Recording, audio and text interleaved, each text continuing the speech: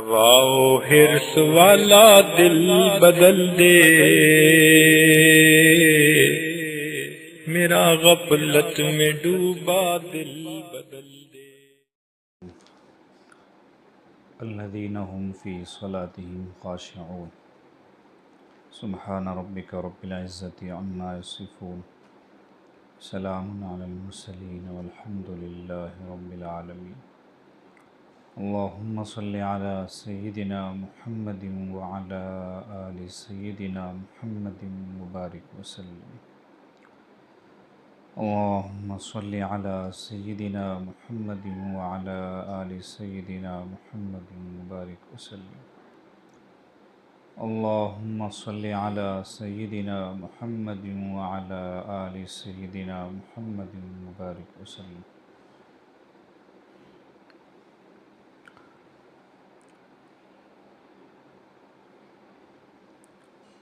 ماہانہ مجالس میں پہلا معمول ہے راہ ولایت قدم بقدم تا بمنزل صرف دیوانے گئے، اس کتاب میں سے تعلیم کا۔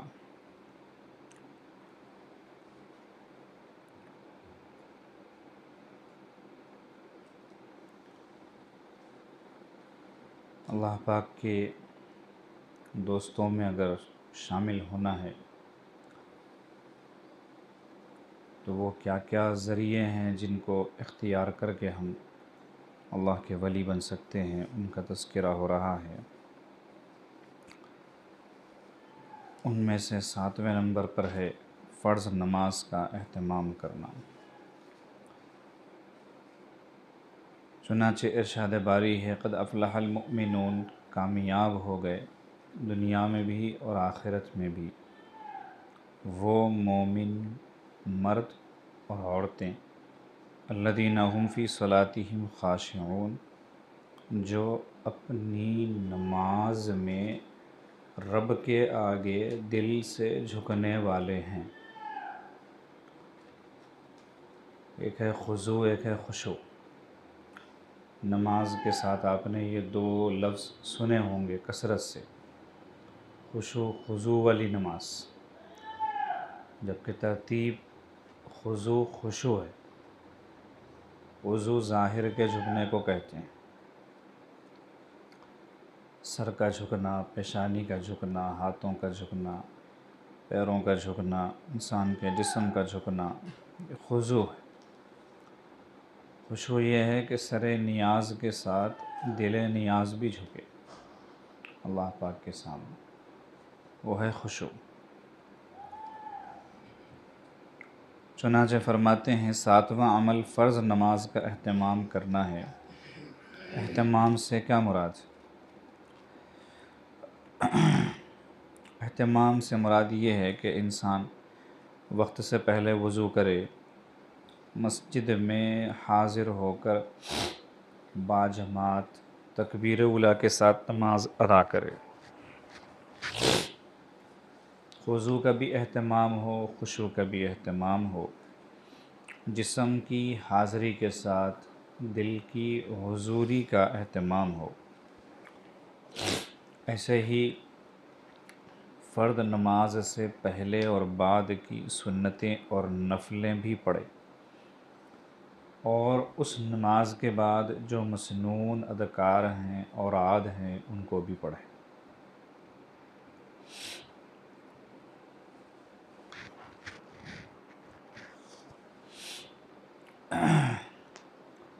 ایک ہے ادائے صلاۃ۔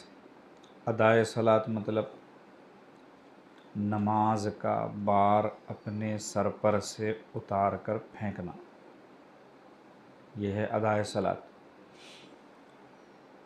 97% مسلمان یہی کرتے، پڑھنا ہے بس، کیا کرتے، نہیں پڑھیں گے تو جلیں گے، اس لیے جانا ہے، پڑھنا ہے۔ ظاہر سی بات ہے اس کو اہتمام نہیں کہتے۔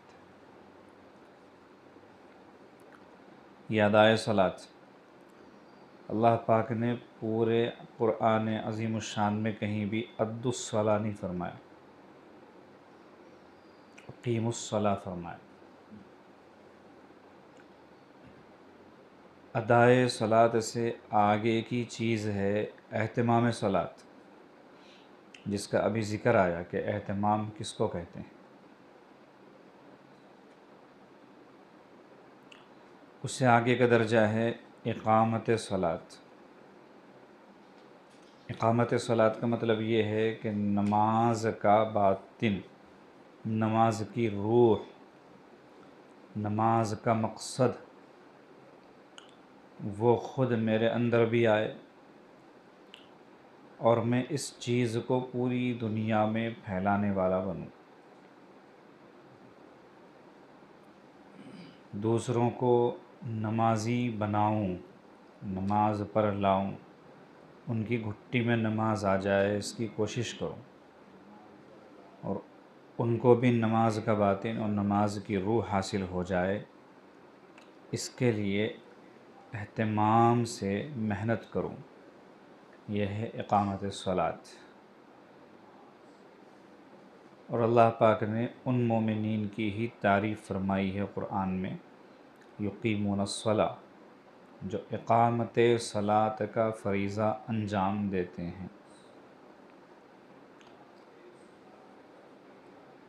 یہیں سے ایک بات سمجھ میں آتی ہے کہ اقامت صلاۃ کو بازو رکھ کر اقامت دین کا نعرہ فضول ہے۔ زندگی میں اقامت صلاۃ کا وجود نہیں ہوتا ہے اور لوگ اقامت دین کی باتیں کرتے ہیں۔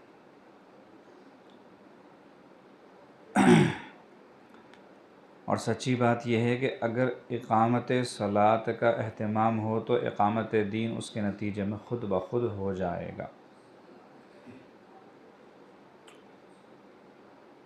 اس لیے کہ اسلام لانے کے بعد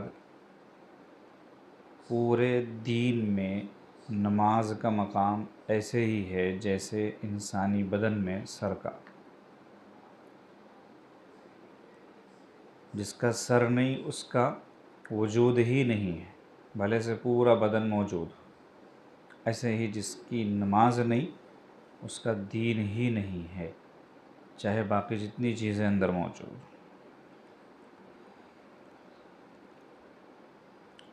نماز کا انتظار کرنا۔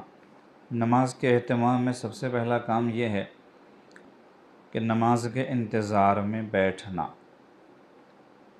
مرد ہوں گے مسجد جائیں گے وہاں بیٹھیں گے، خواتین ہیں تو ان کو چاہیے کہ چند منٹ مصلی پر بیٹھ کر ذکر کر لیں، تلاوت کر لیں، یا خاموش بیٹھے رہیں اور پھر اٹھ کے نماز پڑھیں۔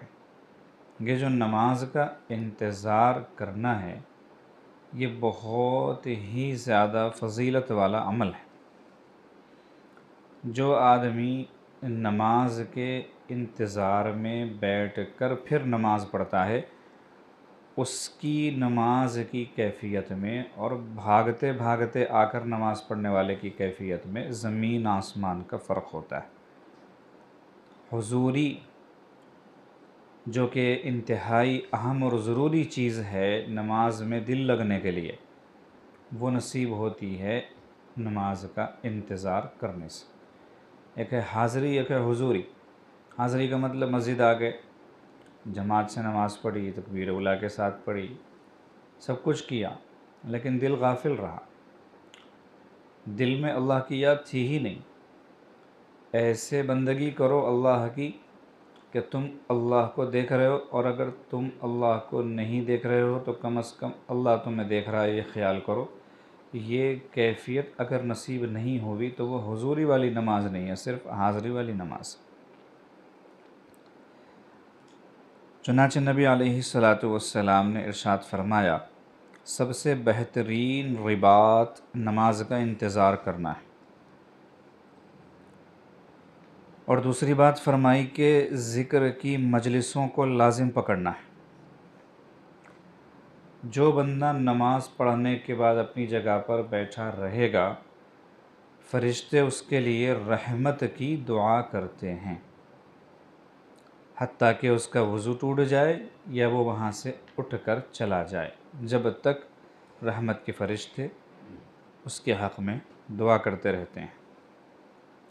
یہاں بہترین رباط نماز کا انتظار کرنا فرمایا آپ علیہ السلام نے۔ اس کا مطلب کیا ہے؟ رباط کہتے ہیں اسلامی سرحد کی حفاظت کرنے والے عمل کو، بارڈر کی حفاظت کرنے کا جو عمل ہے اسے رباط کہتے ہیں۔ یہ ایک مستقل نیک عمل ہے جس پر انسان کو ہر لمحے برابر اجر ملتا رہتا ہے۔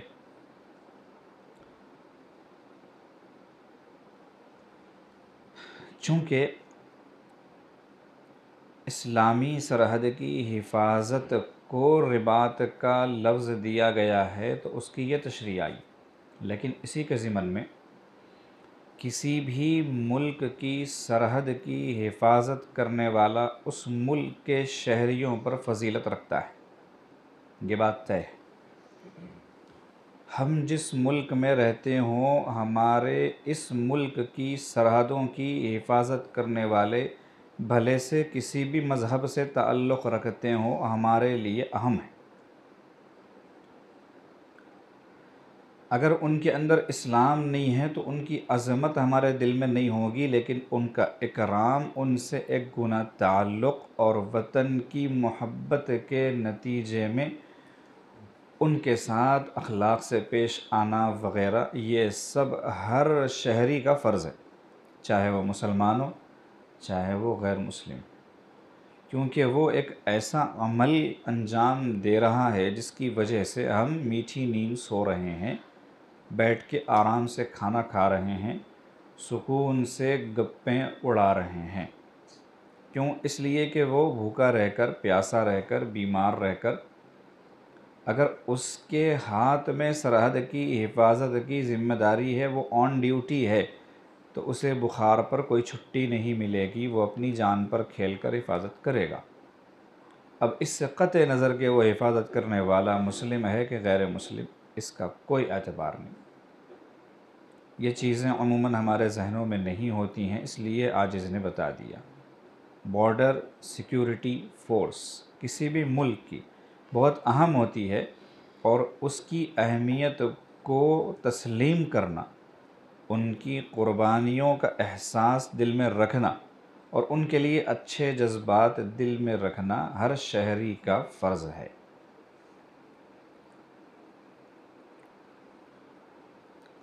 تو چونکہ یہ ایک مستقل عمل ہے اور اس پر ہر لمحہ اجر ملتا رہتا ہے، تو اس سے تعبیر دیا گیا نماز کے انتظار کو، کہ نماز کے انتظار میں ہر لمحہ اجر ملتا رہتا ہے۔ بعض اور بھی نیکیاں ہیں جن کے لیے لفظ رباط کا استعمال ہوا ہے، وہاں پر مقصود بتانا یہی ہے کہ یہ ایسا عمل ہے جس کے ہر لمحے پر اجر ملتا ہے۔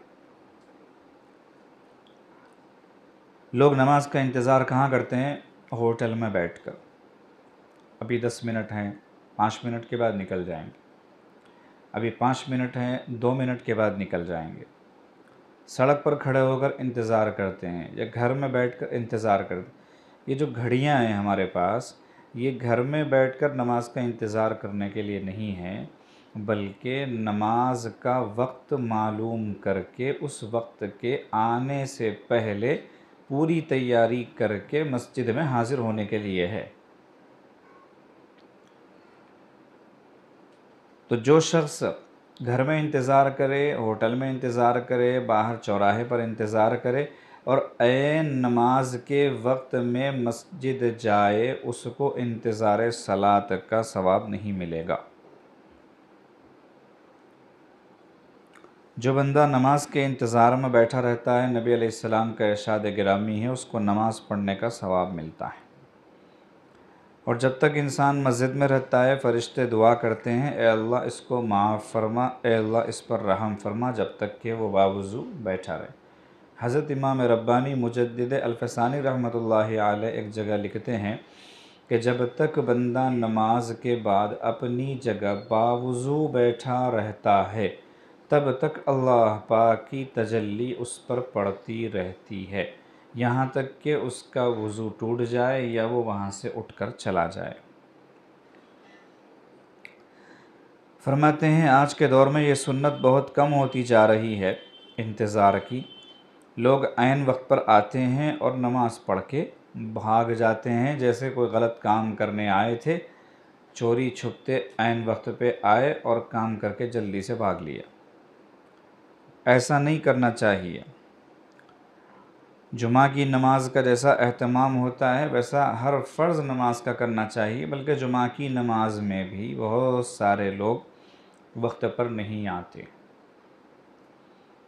خطبہ امام صاحب جب شروع کر دیتے ہیں الحمدللہ نحمدہ والا خطبہ، عربی خطبہ، تو امام صاحب وہ خطبہ شروع کرنے سے پہلے ہی جب وہ ممبر کی طرف چلنے لگتے ہیں تو فرشتے جو آئے ہوتے ہیں جمعہ کے لیے آنے والوں کا ثواب لکھنے کی نیت سے، وہ لوگ رجسٹر بند کر کے جمعہ کا خطبہ سننے میں مشغول ہو جاتے ہیں۔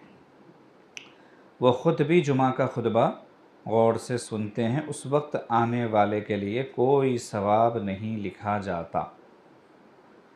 ایک اچھی خاصی تعداد اور بھیڑ ہے جو خطبے کے دوران آتی ہے یا خطبے سے عین قبل آتی ہے، اور عین قبل آ کر پہلے والوں کے لیے مصیبت بنتی ہے۔ اس کو ادھر کھسکانے کی کوشش کریں گے، اس کو ادھر کھسکانے کی کوشش کریں گے، اور وہاں جگہ بنا کر جیسے کہ بہت بڑے پیدائشی نمازی ہیں رکعت باندھیں گے۔ یہ غلط ہے۔ کسی کو تکلیف پہنچانا حرام ہے۔ جو آدمی خطبہ شروع ہونے کے بعد آئے اور لوگوں کی گردنیں پھلاندتا ہوا، دھکے دیتا ہوا اگلی صف میں جائے یا اس کی کوشش کرے، اس کے بارے میں حدیث مبارکہ میں آتا ہے وہ گویا جہنم کے پل پر چل رہا ہے۔ اتنی بڑی وعید ہے۔ اس لیے اگر دیر سے آنے کی توفیق ہوئی ہے تو جہاں جگہ ہے وہاں بیٹھ جائیے۔ آگے کے حق پہلے آنے والوں کے لیے۔ تو ایک تو اردو تقریر شروع ہونے سے پہلے آ جانا چاہیے، یا اردو تقریر نہیں ہوتی ہے تو کم از کم خطبہ شروع ہونے سے 10 منٹ پہلے تو حاضر ہو جانا چاہیے۔ بھلے سے اردو تقریر اور خطبہ عربیہ کے درمیان سنتیں پڑھنے کا وقت دیا جاتا ہو یا نہ دیا جاتا ہو، آپ پہلے آئیں اور پہلے سنتیں ادا کریں۔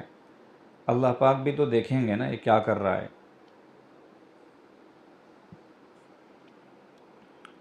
تو امام صاحب جب عربی خطبہ پڑھنا شروع کرتے ہیں تب مسجدیں بھرنی شروع ہوتی ہیں۔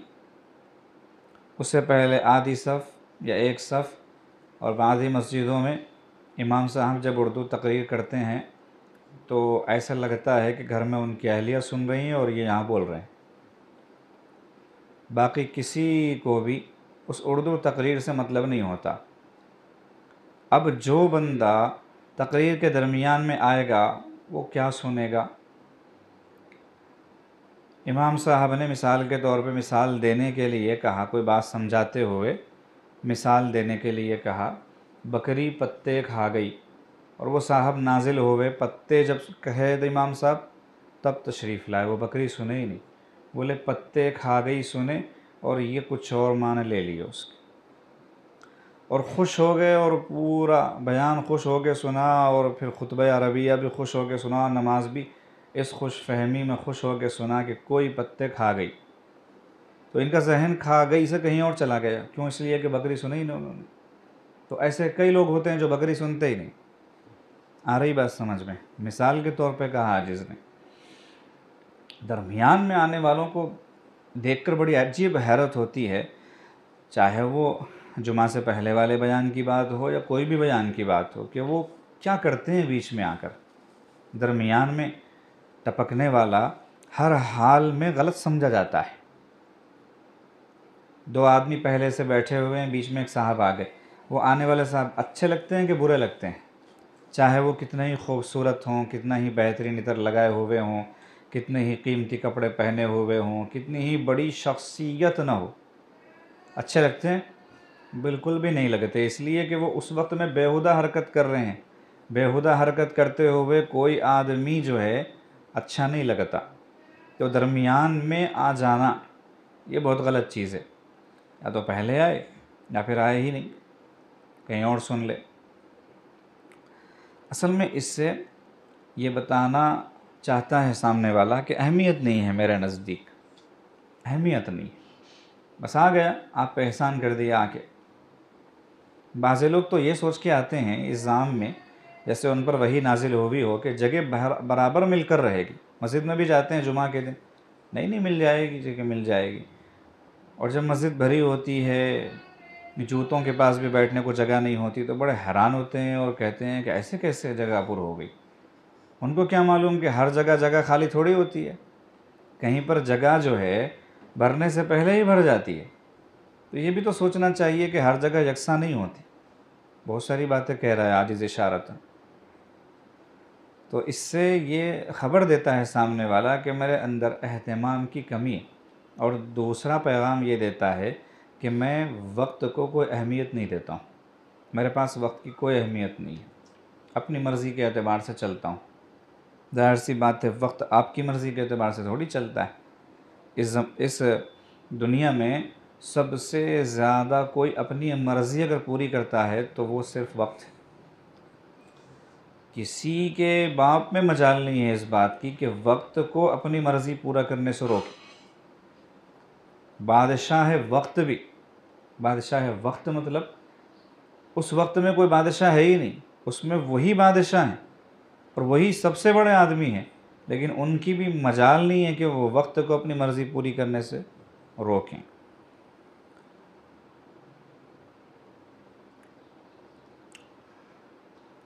نماز کا اہتمام یہ ہے کہ انسان وقت پہ وضو کرے، چند منٹ پہلے مسجد آئے۔ نبی علیہ السلام فرماتے ہیں جو اپنے گھر سے باوضو فرض نماز کے لیے مسجد جاتا ہے، اللہ پاک اس کو اس حاجی کے مانند ثواب عطا فرماتے ہیں جو احرام باندھ کر گھر سے نکلے۔ اسی وجہ سے باوضو مسجد جانا اللہ کے نیک بندوں کی عادت ہے۔ ایک حدیث مبارکہ میں تو مسجد جانے کا اہتمام کرنے والوں کو ضیف اللہ فرمایا گیا، اللہ کا مہمان۔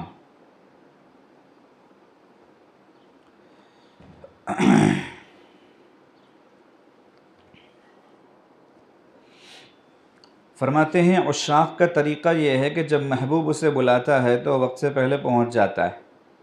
ہم نے دیکھا ہے کہ ایمبیسی کھلتی ہے 8 بجے اور لوگ ویزا لینے کے لیے 4 گھنٹے پہلے صبح 4 بجے ہی پہنچ جاتے ہیں۔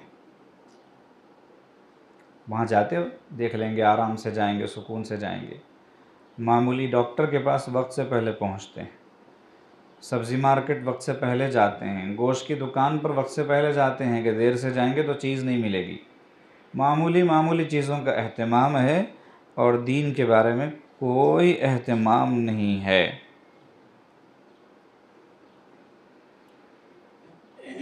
یہ بات سوچنی چاہیے کہ اللہ نے بلایا ہے بھکاریوں کو اپنے در پہ۔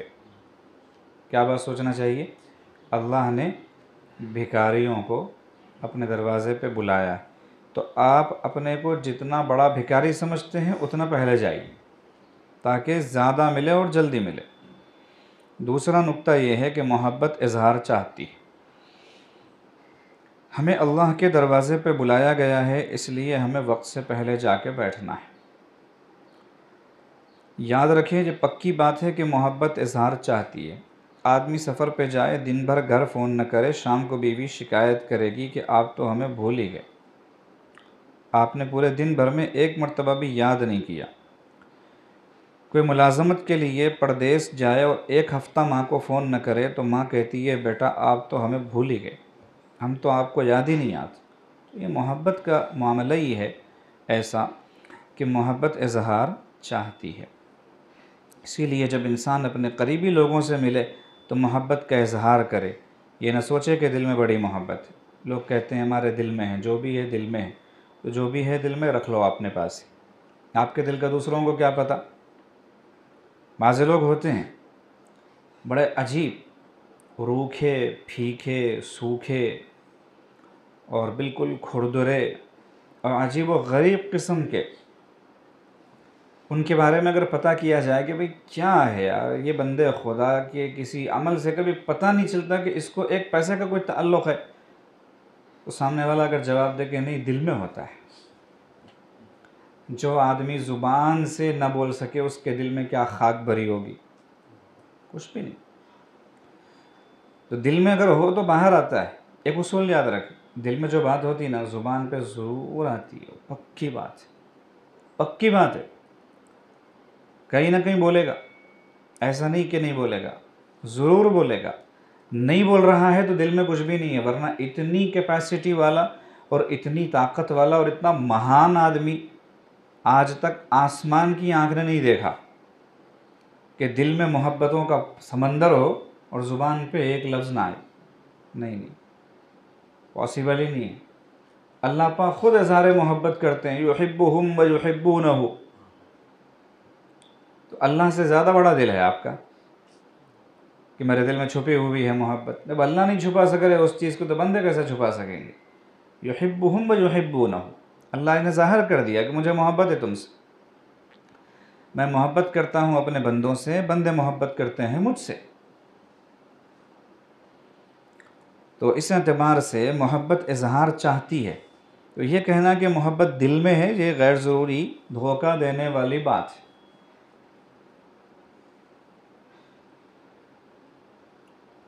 ہمارے حضرت فرماتے ہیں لوگ اس کو بزرگی سمجھتے ہیں، ولایت، تصوف و سلوک کا اعلیٰ درجہ کہ چہرے پہ ہمیشہ 12 بجتے رہے، ایک کانٹا دوسرے کانٹے کو ایسے ڈھانپ لے کہ پتہ چلے کہ بس ایک ہی کانٹا ہے، وہاں دو نہیں۔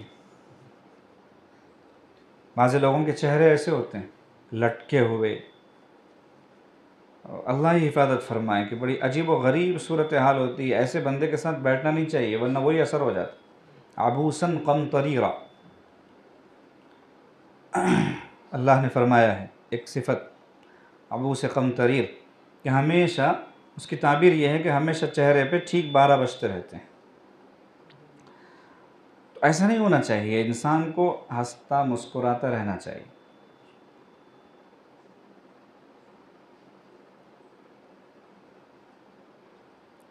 پریشانی کا اظہار کے لیے، پریشانی بتانے کے لیے ہنسی روک لینا، چہرے پہ 12 بجا لینا، یہ کوئی سنت نہیں۔ زیادہ سے زیادہ آنسو بہہ جائیں۔ ان العین لتدمع والقلب یحزن وَإِنَّ بِفِرَاقِكَ جَا إِبْرَاهِيمَ لَمَحْزُونُونَ، یہ سنت ہے کہ نبی علیہ السلام کی آنکھ سے آنسو بہہ رہے تھے، دل غمگین تھا، اور آپ نے مخاطب کر کے کہا اپنے فرزند حضرت ابراہیم کو کہ تمہیں رخصت کر کے ہم بڑے غمگین غم زدہ ہیں۔ یہ تو کہا، یہ تو سنت ہے، لیکن اپنی پریشانی بتانے کے لیے کوئی ہنسایا تو بھی نہیں ہنسے، کوئی بات کرایا تو بھی نہیں کرے، ایسا نہیں ہے۔ مصائب میں الجھ کر مسکرانا میری فطرت ہے، مجھے ناکامیوں پر اشک برسانا نہیں آتا۔ جو اولو العزم ہوتے ہیں نا وہ ایسے ہوتے ہیں، مصائب میں الجھ گئے تو الٹا مسکراتے ہیں، لوگ سمجھتے ہیں کچھ نہیں یہ بہت اچھے ہیں، اور لوگوں کا مسئلہ ہے۔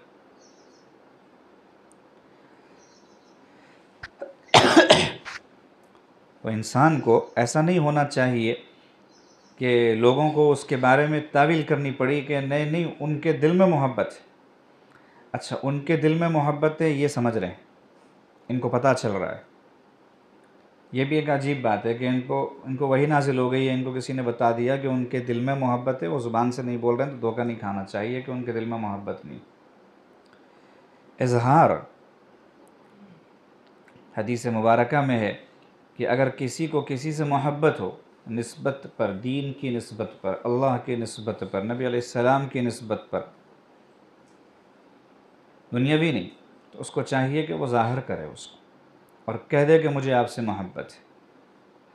من احب عبدا لا يحبه الا للہ، کہ جو آدمی کسی سے محبت کرے صرف اور صرف اللہ کے لیے، بہت بڑی فضیلت ہے اس کی۔ تو بہرحال انسان اپنے قریبی لوگوں سے ملے تو محبت کا اظہار کرے، یہ نہ سوچے کہ دل میں بڑی محبت ہے۔ حضرت کے اس جملے پر آج جس نے یہ تشریح کی آگے فرماتے ہیں بھائی اگر دل میں محبت ہے تو اس کا اظہار بھی تو ہونا چاہیے۔ انسان جب سفر سے واپس آئے تو محبت کے اظہار کے لیے بیوی کے لیے تحفہ لے کر آئے، مسکراتا ہوا گھر میں داخل ہو، یہ سب کچھ اظہار محبت کے لیے۔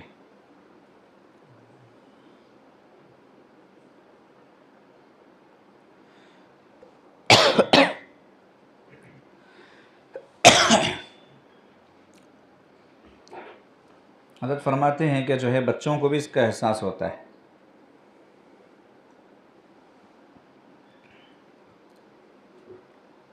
حضرت کا معمول ہے کہ بہت زیادہ محبت کرتے ہیں بچوں سے۔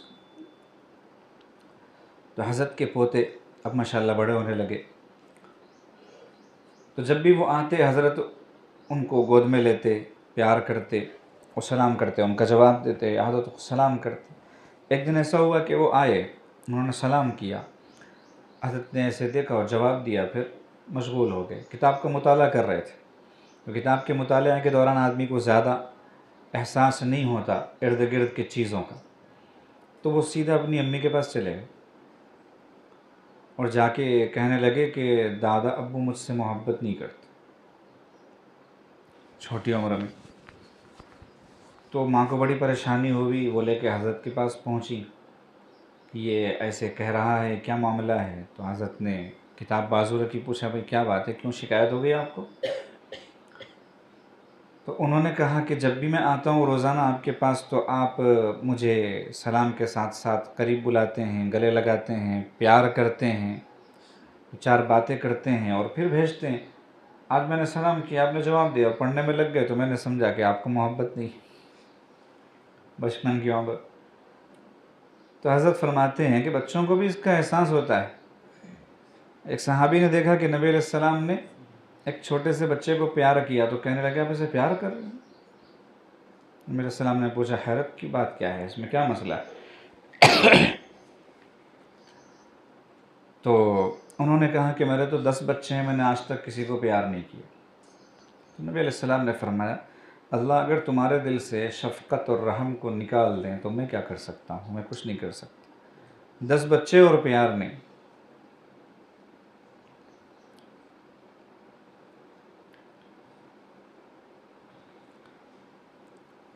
تو اللہ تعالیٰ سے محبت کا اظہار کیسے ہوگا؟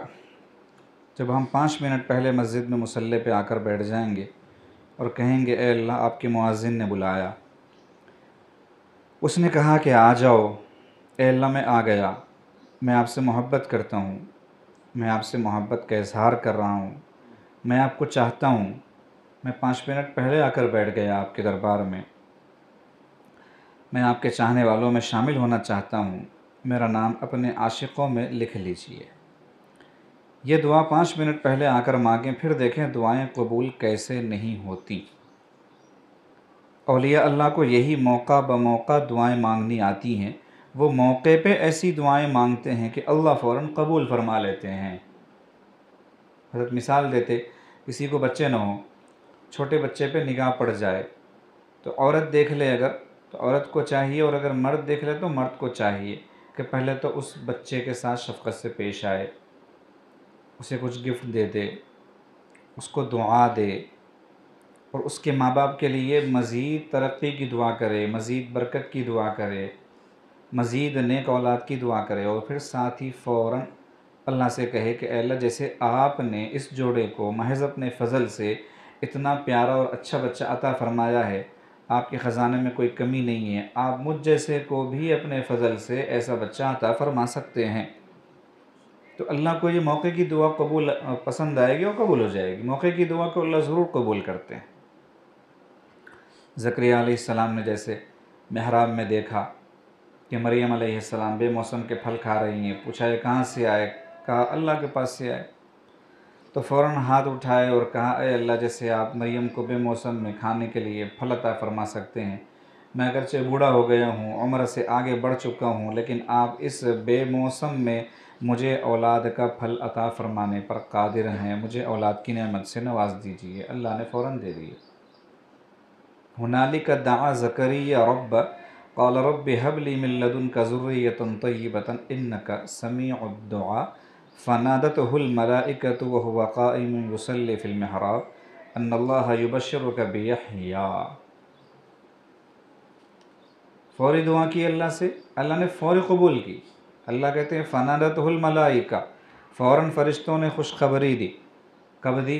وہ نماز پڑھ رہے تھے۔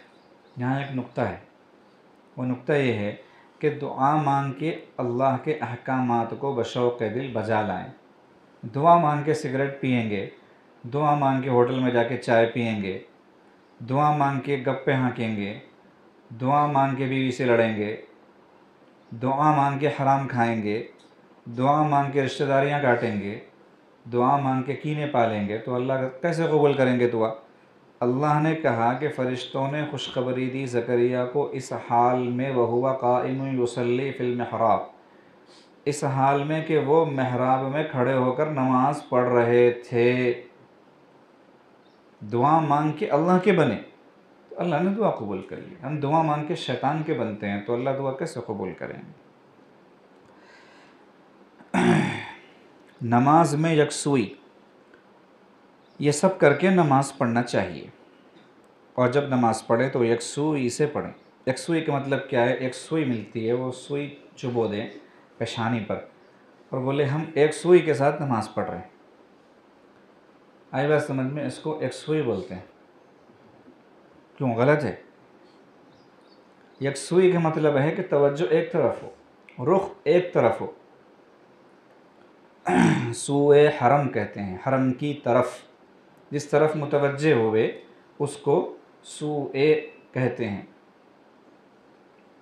لیکن اس کے آگے کچھ نہ کچھ ہوتا ہے۔ سوئے حرم، سوئے ذات خداوندی، تو یکسوئی کا مطلب ہے ایک طرف توجہ، کہ ہر طرف سے ہٹ کٹ کے نماز پڑھے۔ اس کا سب سے پہلا پوائنٹ حضرات علماء کرام سے نماز کے الفاظ کا ترجمہ سیکھیں۔ 25 سال ہو جاتے ہیں امام صاحب کے پیچھے نماز پڑھتے ہوئے، سورہ فاتحہ کا ترجمہ نہیں معلوم ہوتا۔ ایسے بہت مل جائیں گے۔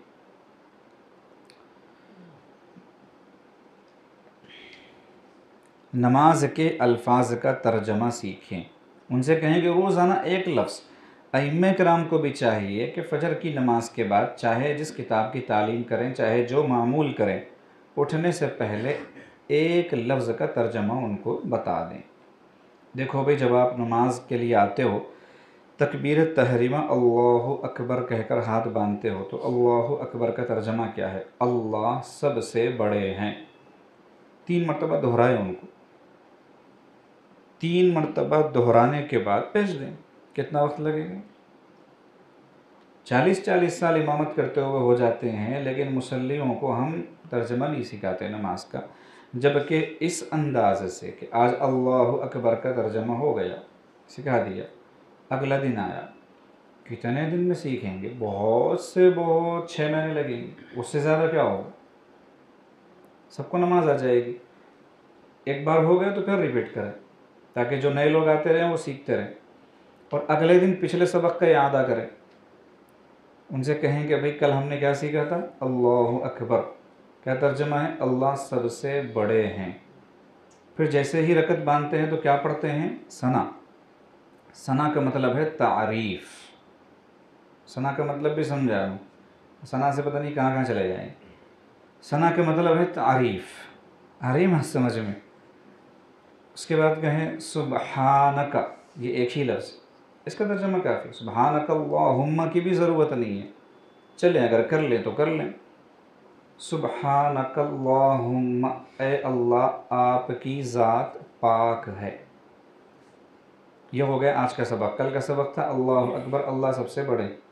پھر تیسرے دن پھر پہلا، پھر دوسرے دن والا، پھر آج کا سبق۔ اس طرح ایک ہفتے کا سبق ریپیٹ کرتے ہوئے ایک ہفتے میں ایک مقدار طے کر کے چل سکتے ہیں۔ کرنا چاہیں تو بہت کچھ کر سکتے ہیں، نہیں کرنا چاہے تو سامنے رکھا ہوگا کھانا بھی نہیں کھا سکتے۔ بعض لوگوں کی زندگی کے 50-60 سال گزر گئے، ابھی تک نماز کے ہر لفظ کا ترجمہ نہیں آتا، تو ہم نماز پڑھ رہے ہوتے ہیں مگر ہمیں یہ پتہ نہیں ہوتا کہ ہم اللہ کو کیا کہہ رہے ہیں، پتہ ہی نہیں۔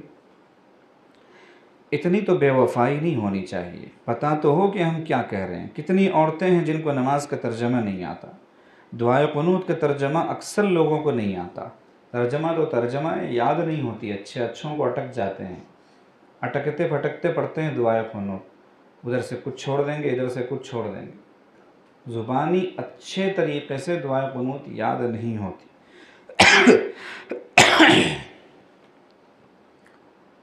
کہنے کو انجینئر بھی ہیں، ڈاکٹر بھی ہیں، فلاں بھی ہیں فلاں بھی ہیں، لیکن نماز کا ترجمہ نہیں آتا۔ تو پہلا پوائنٹ کیا ہے؟ نماز میں یکسوئی پیدا کرنے کے لیے نماز کے الفاظ کا ترجمہ یاد کریں۔ اسے کیا ہوگا؟ جیسے ہی آپ اللہ اکبر کہیں گے ذہن فوراً جائے گا اس طرف کہ اللہ سب سے بڑے۔ عربی زبان ہماری مادری زبان نہیں ہے نا، ہمیں ترجمہ سیکھنا پڑے گا۔ عربوں کو صرف اللہ اکبر کہنے سے سمجھ میں آ جائے گا کہ اللہ سب سے بڑے ہیں۔ دوسرا پوائنٹ یہ ہے کہ نماز کے اندر اپنے آپ کو یکسو رکھنے کی کوشش کریں، کوشش بھی کرنا پڑتا ہے۔ وَأَلَّيْسَ لِلْإِنسَانِ إِلَّا مَا سَعَى، جو کوشش بندہ کرتا ہے اللہ اس کے مطابق نتیجہ پیدا کرتے ہیں۔ کوشش تو کچھ نہیں کرتے، ہو گیا تو ہو گیا، نہیں ہوا تو اپنی بلا سے۔ کوشش نہیں کرنے والے کو اللہ نہیں دیتے۔ نماز میں ادھر ادھر کے خیالات آتے ہیں، چھوٹے بچے ہوتے ہیں تو ان کو کھیل کود کے خیالات آتے ہیں، جو بڑی عمر کے مرد ہوتے ہیں ان کو عورتوں کے خیالات ستاتے ہیں، جو عورتیں ہوتی ہیں ان کو بچوں کے خیالات ستاتے ہیں، یا کپڑے جوتے کے خیالات ستاتے ہیں، تو بندے کو خیالات تنگ کرتے ہیں۔ بزنس والوں کو بزنس کے خیال ستاتے ہیں۔ انسان عام اوقات میں دکان کے اندر ہوتا ہے اور نماز کے لیے جب بزنس سے آتا ہے تو دکان اس کے اندر ہوتی ہے، نماز میں کھڑا ہوتا ہے اور دماغ میں اپنے بزنس کا حساب کتاب سوچ رہا ہوتا ہے۔ تو ان سب سے بچنے کا طریقہ یہ ہے کہ ہم نماز کے دوران ترجمے کا خیال رکھیں۔ اور دوسری بات یہ ہے کہ نگاہوں کو کنٹرول کریں۔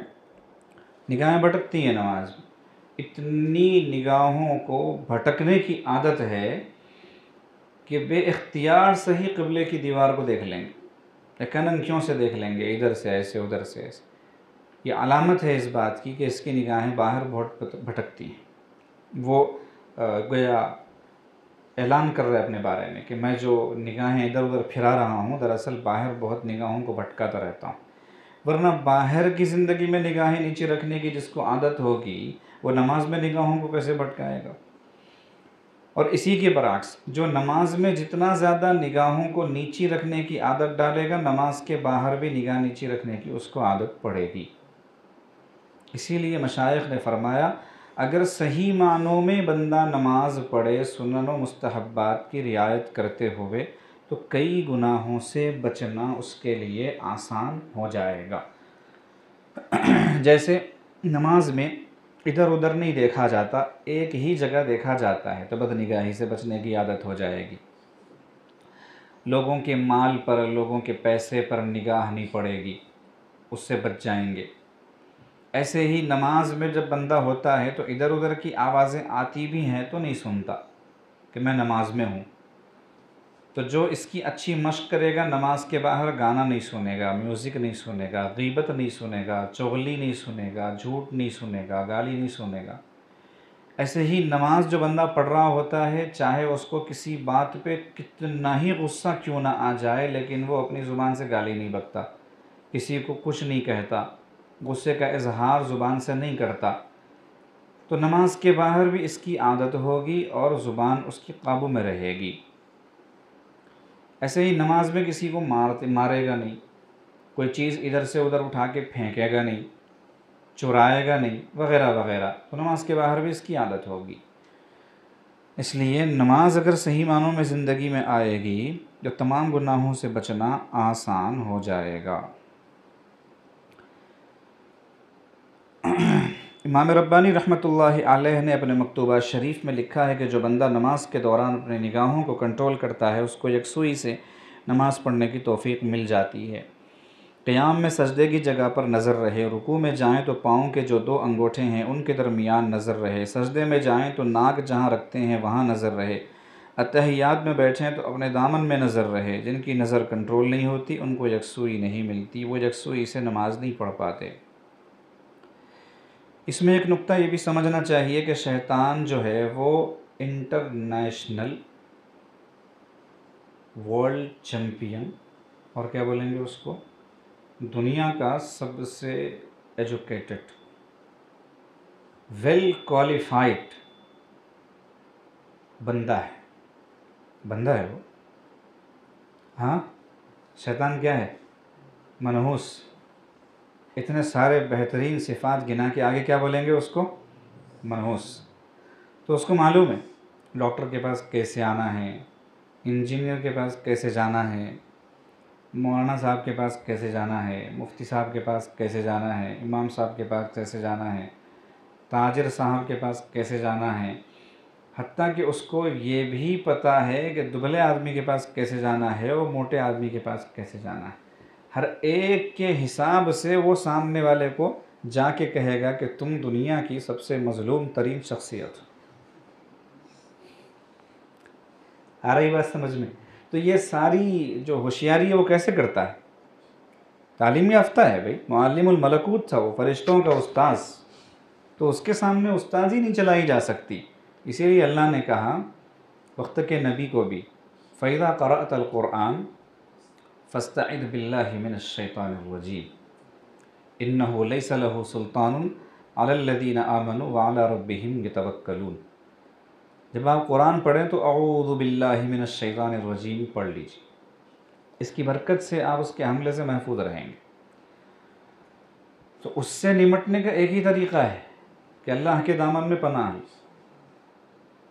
اللہ کے قدموں میں پناہ لیں. اس سے نمٹنے کی کوشش کریں گے، نہیں جیت پائیں گے. 99 دلیلیں توڑ دیا تھا اللہ ایک ہونے کی، 99 دلیلیں. جب کہا بغیر دلیل کے ایک مانتا ہوں تو خاتمہ بالخیر ہو گیا. تو کہہ رہے ہیں شیطان بدبخت ایسا دشمن ہے کہ وہ ذہن میں خیال ڈالتا ہے. دیکھو صاحب، یکسوئی سے نماز پڑھنا ہے آپ کو، مراقبہ کرتے نہیں آنکھیں بند کر کے؟ شیخ خود بولتے ہیں آنکھیں بند کر لو، ہر طرف سے نظریں ہٹا لو، یکسوئی اختیار کرو. تو یہاں نماز بھی آپ آنکھ بند کر کے پڑھو. بلا کے آپ کو نقطہ سمجھائے گا. یکسوئی سے نماز پڑھنے کی خاطر آپ آنکھیں بند کرو.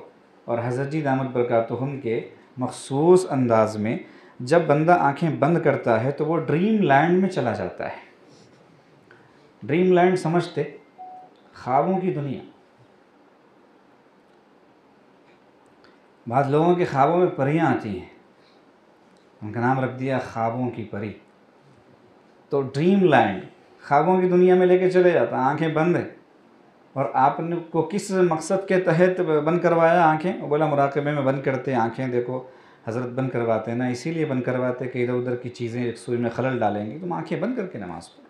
جیسے ہی آنکھیں بند کی بند جب آنکھیں تو کھل گئی میری آنکھیں. پھر میں تو جیسے کہوں کیا کیا مجھے نظر آیا. یہ تو کسی اور چیز کو مد نظر رکھ کے کہا تھا حضرت خواجہ صاحب رحمۃ اللہ علیہ نے، لیکن ہم اپنے لوگوں کے اعتبار سے کہہ رہے ہیں کہ جب آنکھیں بند کرتے تو آنکھیں کھل جاتی ہیں.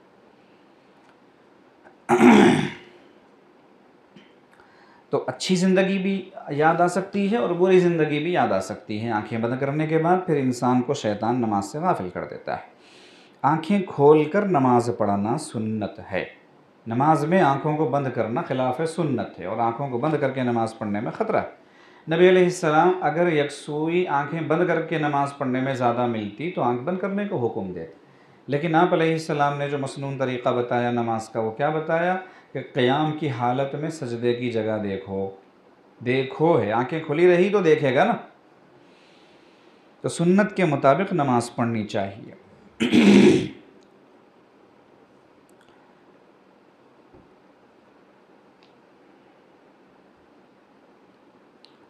تو نماز کو یکسوئی سے پڑھنے کا طریقہ ہے اہتمام سے وضو کیجئے، وقت سے پہلے آ جائیے، دل کی توجہ اللہ کی طرف کیجئے. پھر جب نماز میں کھڑے ہوں گے تو حضوری نصیب ہوگی، اور باقی پوری نماز حضوری کے اندر گزرے گی.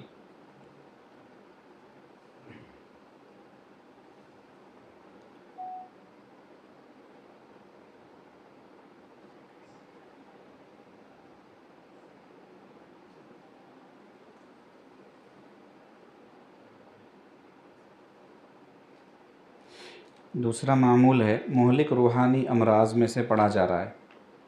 اس کا پہلا عنوان ہے طمع، حرص اور شہوت. شہوت کے تعلق سے مختلف باتیں بیان کی گئی ہیں۔ شہوت سے بچاؤ کا تیسرا طریقہ، پچھلا یاد ہے یا نہیں ہے ہمیں نہیں معلوم، بس آپ جانیں، آپ کا کام۔ ایک علاج قرآن پاک میں اس کا یہ بتایا ہے کہ اگر تم باہر نکلو، قُل لِّلْمُؤْمِنِينَ يَغُضُّوا مِنْ أَبْصَارِهِمْ، اپنی نگاہوں کو نیچے رکھو، دیکھنا ہی نہیں ہے۔ ہمارے حضرت فرماتے ہیں نگاہ نیچی ہوگی، دیکھیں گے ہی نہیں تو پھر سارے مسئلے حل ہو گئے، کیا بچا؟ سارے مسائل شروع ہی یہاں سے ہوتے ہیں کہ نگاہ جو ہے اوپر ہے، تو غیر کی طرف دیکھنا ہی نہیں چاہیے۔ جدھر دیکھنے سے انسان کی شہوت بھڑکتی ہے اس طرف نظر اٹھانے سے اپنے کو بچائیں۔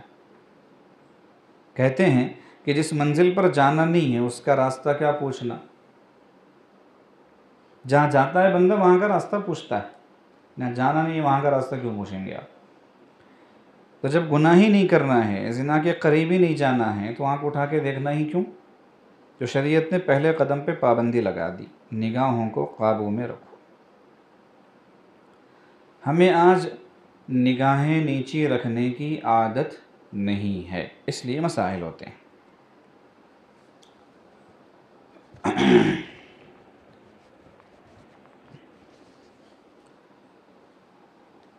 حضرت امام ربانی رحمۃ اللہ علیہ ارشاد فرماتے ہیں جس کی آنکھیں قابو میں نہیں تو اس کا دل بے قابو ہو جاتا ہے، اس کا دل قابو میں نہیں، اور جس کا دل قابو میں نہیں وہ گناہ میں ضرور پڑے گا۔ دل کا فیصلہ آنکھیں کرتی ہیں۔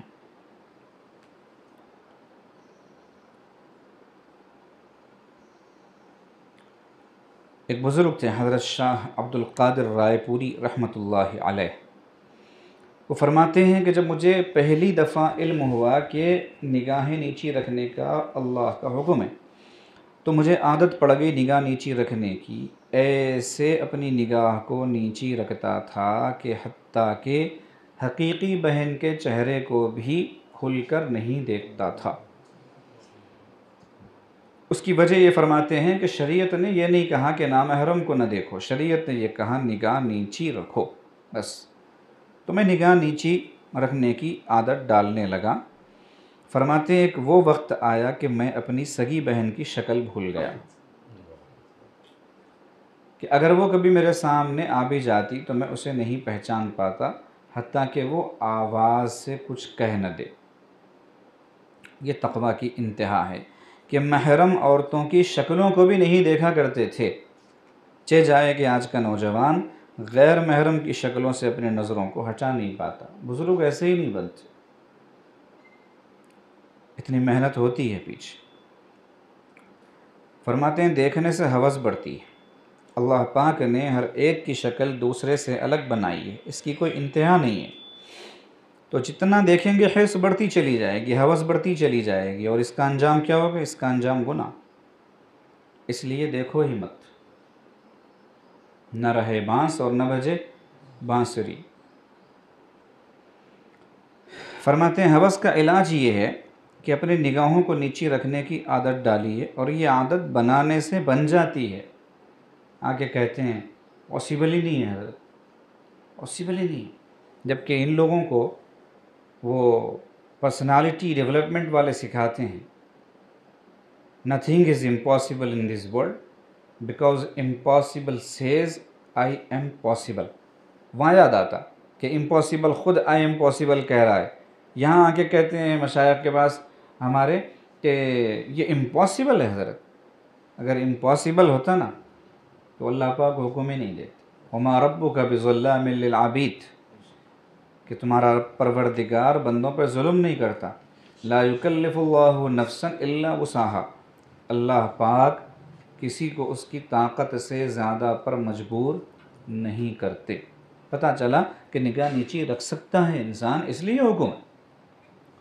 مشکل ہے، بہت مشکل ہے، میری فیلڈ ایسی ہے، میرا شعبہ ایسا ہے، میرا کام ایسا ہے، میری جگہ ایسی ہے، اور ہمارے کالج میں ایسا ہے، یونیورسٹی میں ایسا ہے، وہ فلاں ہے فلاں، ایسا بیکار کے بہانے۔ جب تو ہی نہ چاہے تو باتیں ہزار ہوں، یہ معاملہ ہے۔ آپ چاہ لیں گے تو کام بن جائے گا،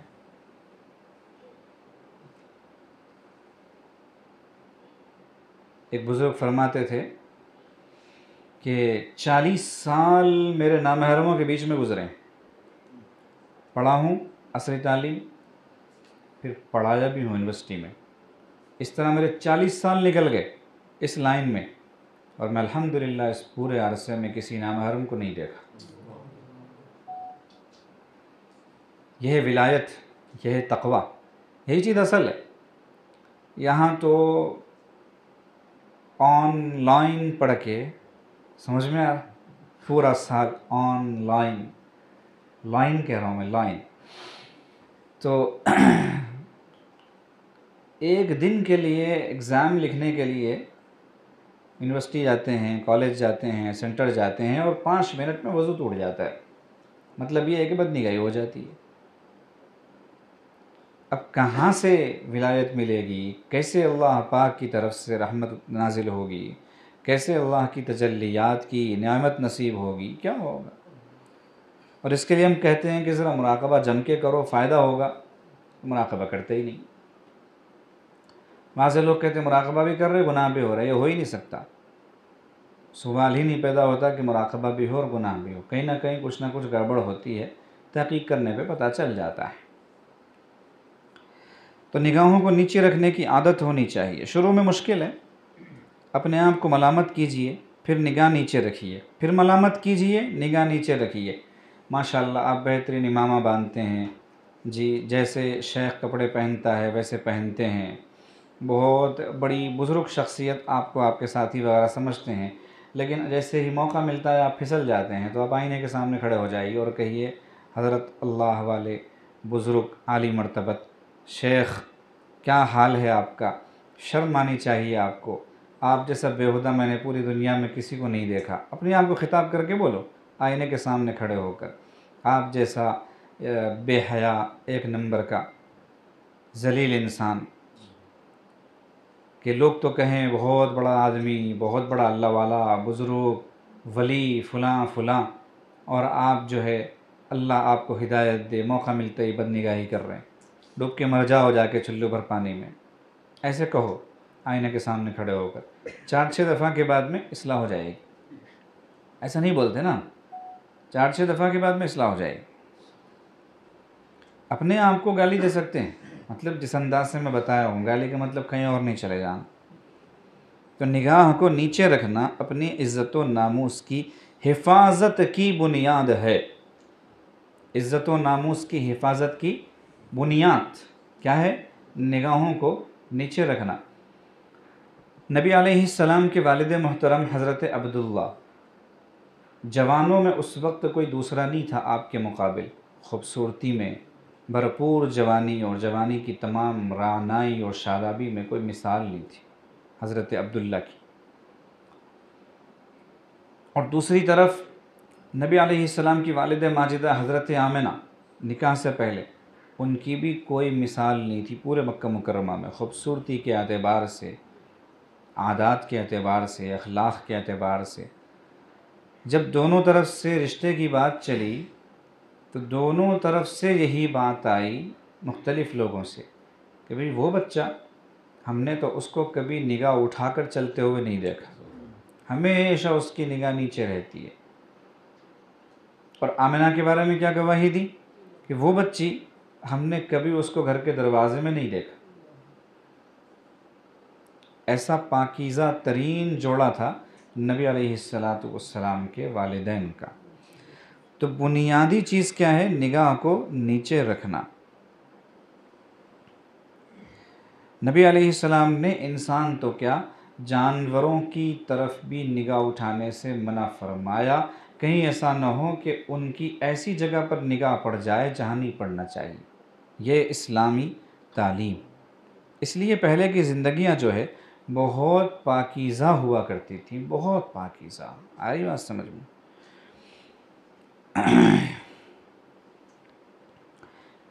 فرماتے ہیں نظر کی حفاظت انتہائی ضروری ہے، بد نظری گناہ کبیرہ ہے، کبھی کبھار اس کے اوپر بڑی سزا آ جاتی ہے، یعنی اگر پکڑ ہو گئی اللہ کی تو بڑی خطرناک پکڑ ہوتی ہے۔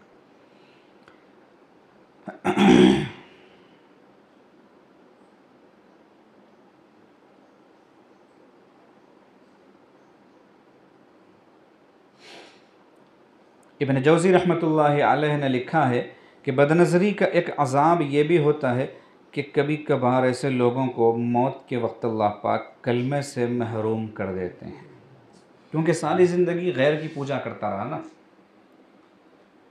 درخت کے آگے سجدہ کرنا، پتھر کے آگے سجدہ کرنا، یہی غیر اللہ کی عبادت کرنا نہیں ہے، بس فراق میں رہنا، بے چین رہنا، جہاں کوئی شکل آئی منہ مار دینا، یہ بھی غیر اللہ کی پرستش ہے۔ اس کی وجہ سے کبھی کبھی اللہ پاک کلمے سے محروم کر دیتے ہیں۔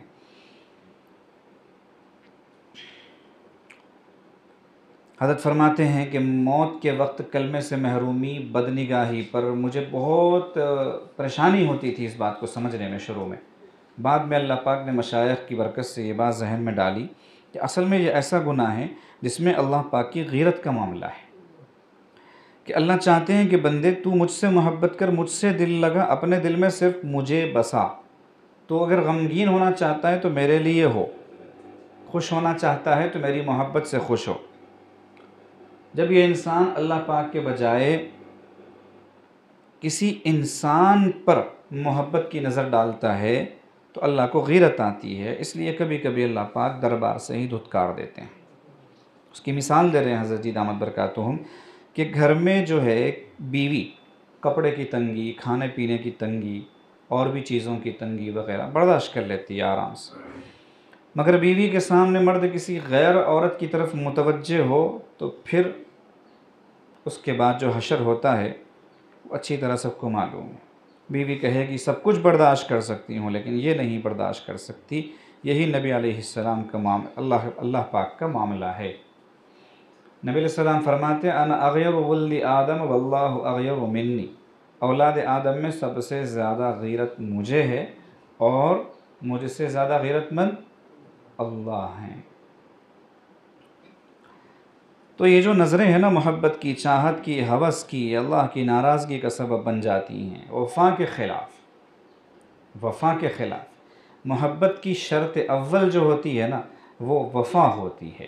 والذین آمنوا اشد حبا للہ، جو مومن ہوتے ہیں وہ اللہ کے سچے عاشق ہوتے ہیں، اللہ کے عاشق بھی ہوں اور بے وفا بھی ہوں، یہ کیسے ہو سکتا ہے؟ اور جو آدمی نگاہوں کو بھٹکاتا ہے، نامحرموں کی طرف نگاہیں للچاتا ہے، وہ بندہ بے وفا ہے۔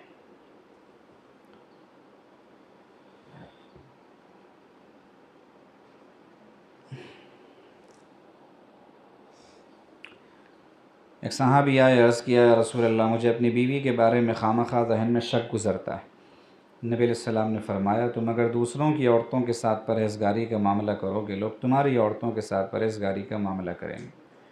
تم دوسروں کے بارے میں پرہیزگار بن جاؤ، اللہ لوگوں کی نگاہوں کو تمہاری عورتوں سے ہٹا دیں گے۔ اور فرمایا کہ جو شخص زنا کرے گا اور توبہ بھی نہیں کرے گا، اس کے بارے میں نبی علیہ السلام ارشاد فرماتے ہیں اس کی گھر کی عورت سے زنا ہوگا، بلکہ نہ ہوا تو اس گھر کی دیواروں کے ساتھ زنا ہوگا۔ یعنی تاکید کی خاطر یہ الفاظ کہے کہ ہو کر رہے گا۔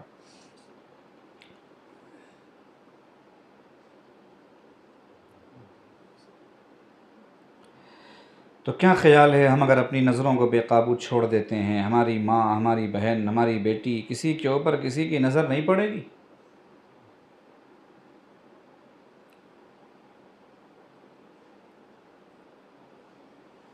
اس لیے گناہ سے 100% بچنا چاہیے۔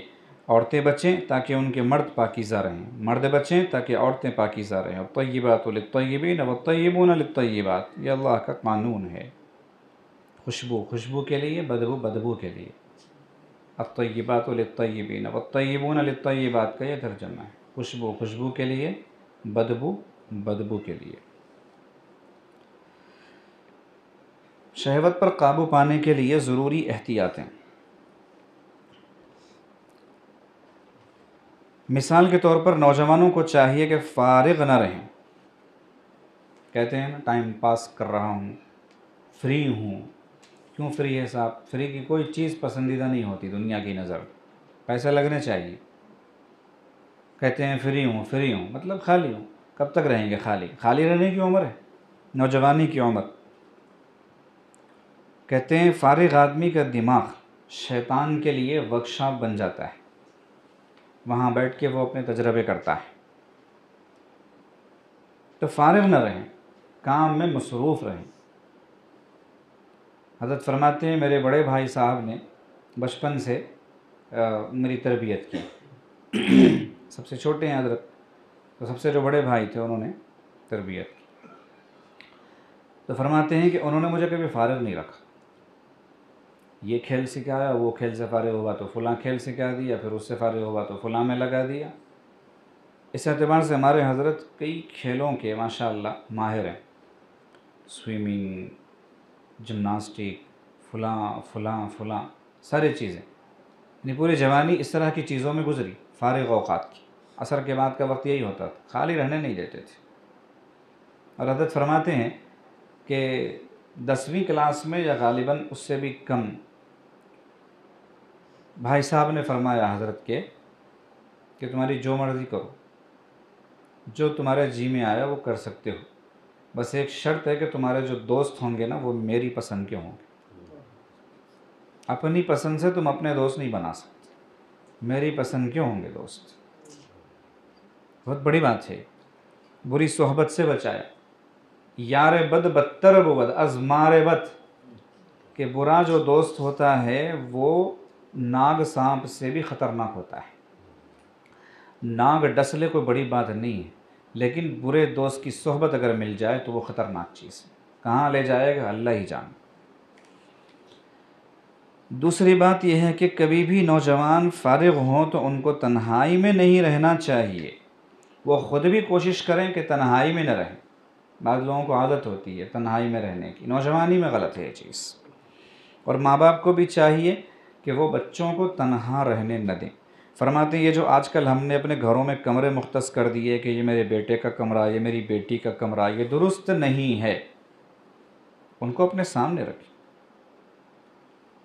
بچے سارا دن اندر سے دروازہ بند کر کے پتہ نہیں کیا کرتے رہتے ہیں، آپ کو کیا پتہ کہ وہ وقت کیسے گزار رہا ہے۔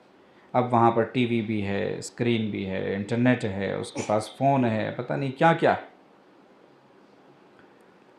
فرماتے ہیں نوجوان بچوں کو الگ کمرے اول تو دینا نہیں چاہیے، اور اگر دیں بھی تو 2 بھائیوں کو ٹھہرائیں، 2 بہنوں کو ٹھہرائیں، اور ان سے بھی کہیں کہ دروازہ نہیں لگا سکتے، دروازہ کھلا، کسی بھی وقت ہم آئیں گے۔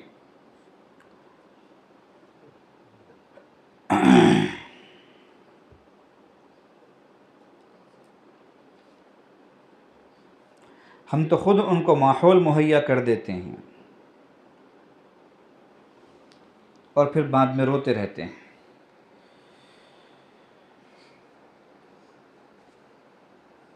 اور بہانہ کیا بنتا ہے کہ پوری رات پڑھائی کی ہے۔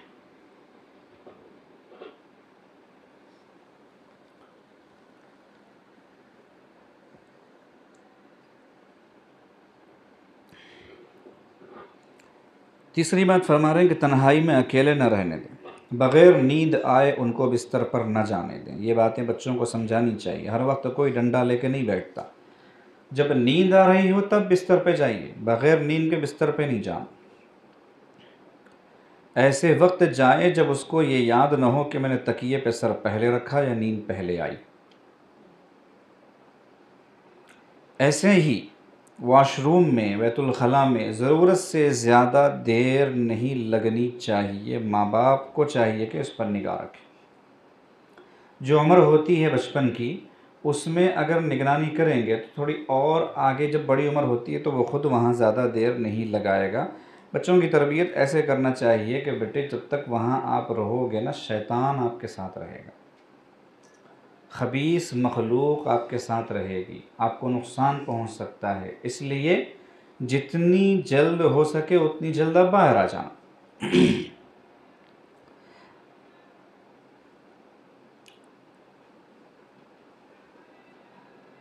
حضرت فرماتے ہیں جب ضرورت سے زیادہ ٹائم وہاں پر لگنا شروع ہوتا ہے تو مطلب ہے کہ شیطان کو گناہ کروانے کا موقع مل جاتا ہے۔ چوتھی چیز، بچوں میں فحش مذاق کی عادت ختم کرے۔ ہنسی مذاق ٹھیک ہے، مگر فحش مذاق انسان کے جذبات کو بھڑکا دیتا ہے، اور نوجوانوں کو دیکھا کہ وہ فحش مذاق کرتے رہتے ہیں۔ یہ چیز انسان کے لیے بہت زیادہ نقصان دہ ہے۔ ایک اسکول میں عاجز نے دیکھا کہ ٹیچرز جو ہیں وہ انتہائی گندے اور فحش مذاق کر رہے ہیں، جب انٹرول کا ٹائم آتا ہے یا پھر جو ہے وہ گھنٹے بدلنے کا وقت آتا ہے ان کے، اور اسی گندے ذہن کے ساتھ معصوم بچوں کے سامنے جا کے جب پڑھاتے ہیں تو کیا اثر ان کی گندی ذہنیت کا بچوں پہ پڑتا ہوگا ہم اندازہ نہیں لگا سکتے۔ یہ کیوں ہوا؟ بچپن میں بھی یہی کیا انہوں نے، تو بعد میں بھی یہی کیا۔ فحش مذاق نہیں کرنا چاہیے، انسان کے اندر حیا رہنی چاہیے، حیا۔ خلاف حیا بات کرتے ہوئے انسان کی نگاہ نیچی رہنی چاہیے، ضرورت کی حد تک بات کرے اور آگے بڑھ جائے۔ چہ جائے کہ فحش مذاق، اس سے پھر جذبات بھڑکتے ہیں، ہیجان انگیز خیالات دماغ میں پکنے لگتے ہیں، پھر وہ اس کے مطابق پٹری پر چل پڑتا ہے۔ پانچویں بات، کبھی کبھی بچوں کو سبق دیا کریں، سکھایا کریں، جیسے جلتی آگ کی طرف اشارہ کر کے کہیں کہ بیٹے ذرا اس آگ میں انگلی ڈالو نا، ہلکے سے قریب لے جاؤ، تھوڑا سا قریب لے جاؤ، ہلکا سا لگاؤ، کچھ نہیں ہوگا، بعد میں برنر لگا دینا، کچھ کر دینا، الگ چیز ہے، لیکن اس کو کہو کہ تھوڑا سا ٹچ کرے۔ پہلے تو وہ ڈالے گا نہیں، بہت آگے پیچھے ہوگا، جب ڈالے گا تو اسے پتہ چلے گا کہ ہوتا کیا ہے۔ تو جیسے ہی وہ آؤچ اوچ کرے گا تو آپ کہنا بیٹے تم آگ کی گرمی سے آؤچ اوچ کرنے لگے ہو، دنیا کی اس آگ میں انگلی جلتی ہے تو صرف تمہاری زبان سے آؤچ نکلا ہے، آخرت کی آگ میں جب پورا کا پورا جسم جلے گا نا تو خود جہنم آؤچ کرے گی، اسے خود برداشت نہیں ہوگا تمہیں جلاتے ہوئے، اتنی وہ خود جل رہی ہوگی۔ دنیا کی آگ سے 70 گنا زیادہ سخت آگ، اس میں قیامت کے دن ڈالے جاؤ گے تو کیا حال ہوگا؟ تو دنیا کی آگ سے عبرت دلائیں۔ ایسے ہی بچوں کو بتائیں کہ بیٹے کوئی تمہیں گالی دے برداشت کرو گے؟ تمہیں ذلت محسوس ہوگی۔ کوئی تمہیں 2 لوگوں کے سامنے مار دے یا کچھ کہہ دے، برداشت کر سکو گے؟ نہیں، گلٹی فیل کرو گے، تمہیں لگے گا تمہاری انسلٹ ہوئی ہے۔ ٹھیک اسی طرح جب ہم دنیا کے 2 بندوں کے سامنے کی ذلت برداشت نہیں کر سکتے تو قیامت کے دن ساری مخلوق کے سامنے کی ذلت کیسے برداشت کر سکتے ہیں؟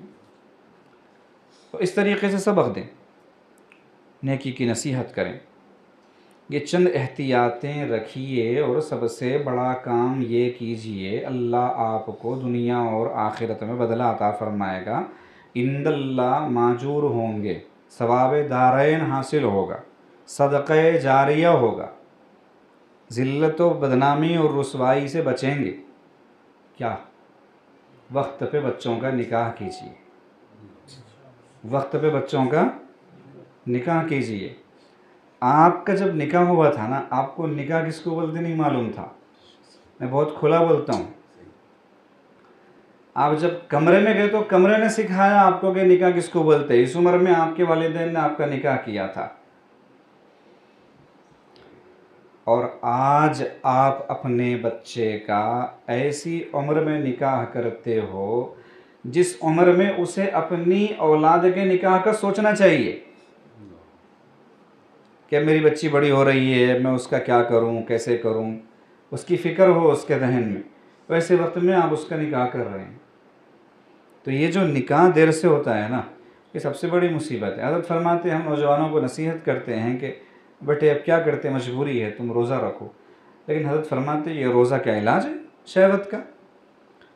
روزہ علاج نہیں ہے، کاسر ہے، کاسر مطلب توڑنے والا، جو ایک دم سے اس کے اندر جو ابال آیا اور جوش آیا نا، اس کو ٹھنڈا کرنے والی چیز روزہ ہے، علاج تھوڑی ہے۔ اگر ایسا علاج ہوتا شہوت کا روزہ رکھنا، سارے روزے دار ہوتے دنیا میں اور دنیا ختم ہو گئی ہوتی 10 سال میں، فنش، یہاں تک آتے ہی نہیں۔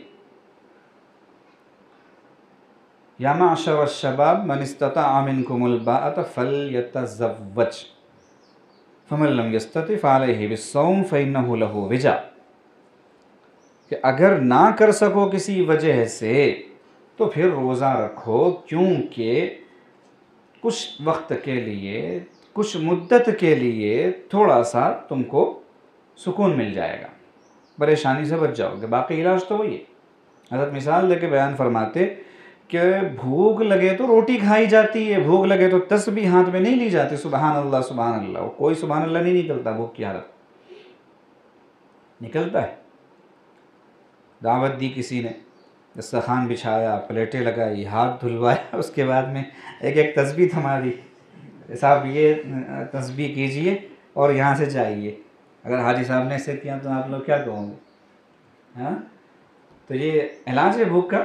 حضرت فرماتے بھوک کا علاج روٹی کھانا ہے، ایسے ہی شہوت کا علاج نکاح کرنا ہے۔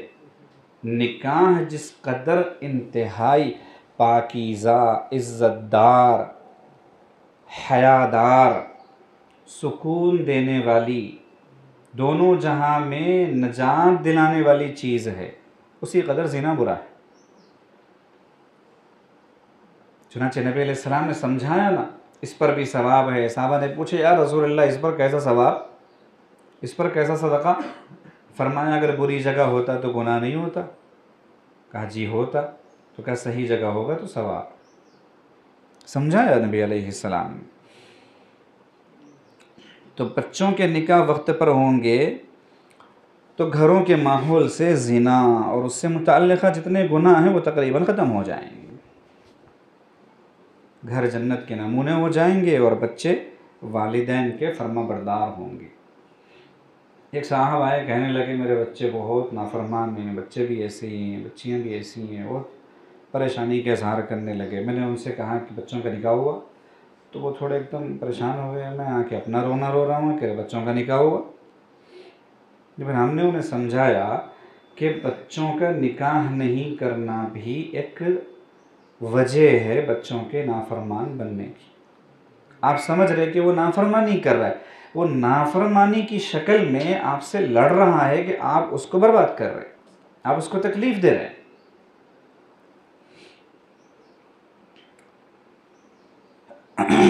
پھر ایک اور علاج ہے آخر میں، 2 اور 2 کیا، 4 روٹی۔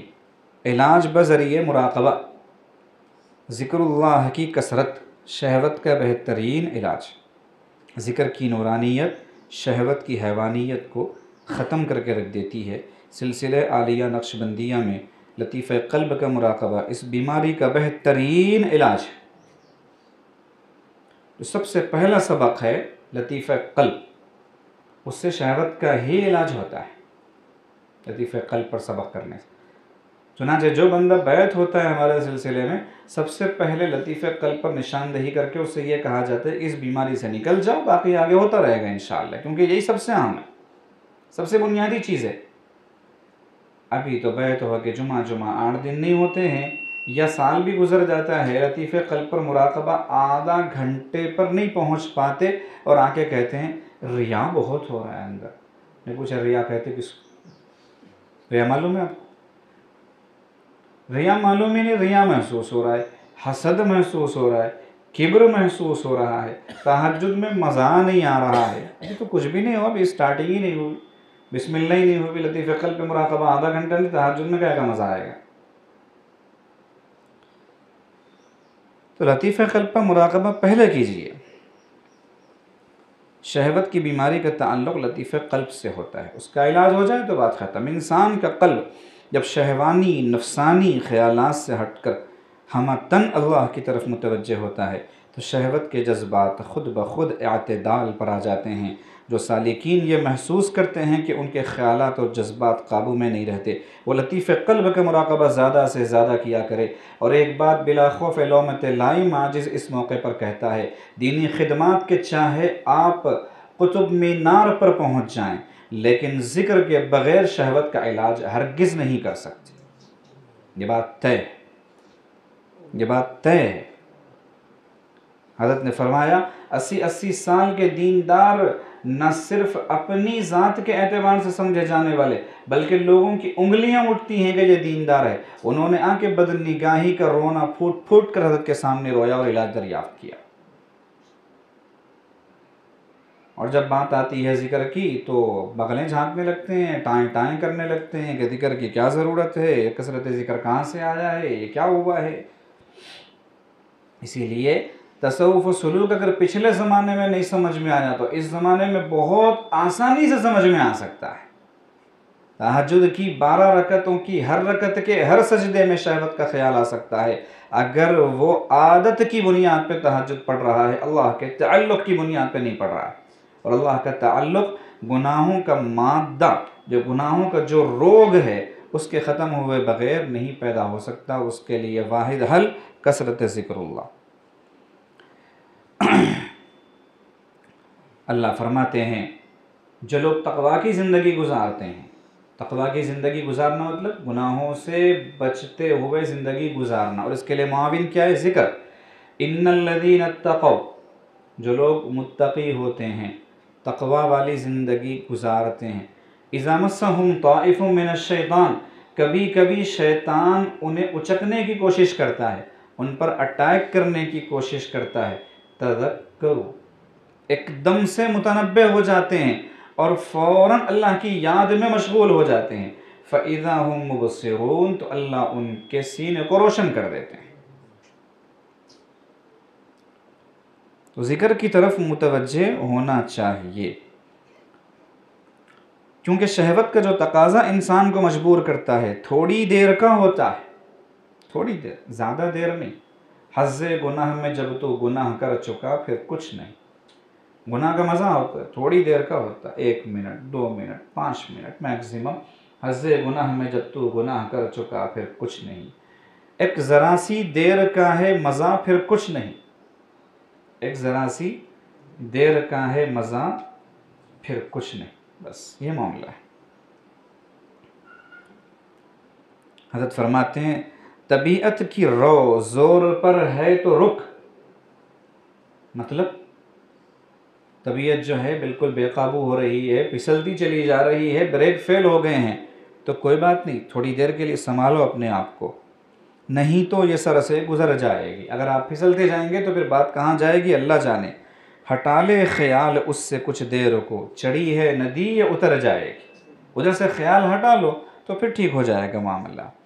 जो जज्बात जब बेदार हों तो थोड़ी देर इंसान अपने आप को अल्लाह की तरफ मुतवज्जे कर ले, चढ़ी नदी खुद ही उतर जाती है, जिसको ख्वाजा साहब रहमतुल्लाह अलैह फरमाते हैं कर नफ्स का मुकाबला हाँ बार बार तू, 100 मरतबा भी हार के हिम्मत न हार तू।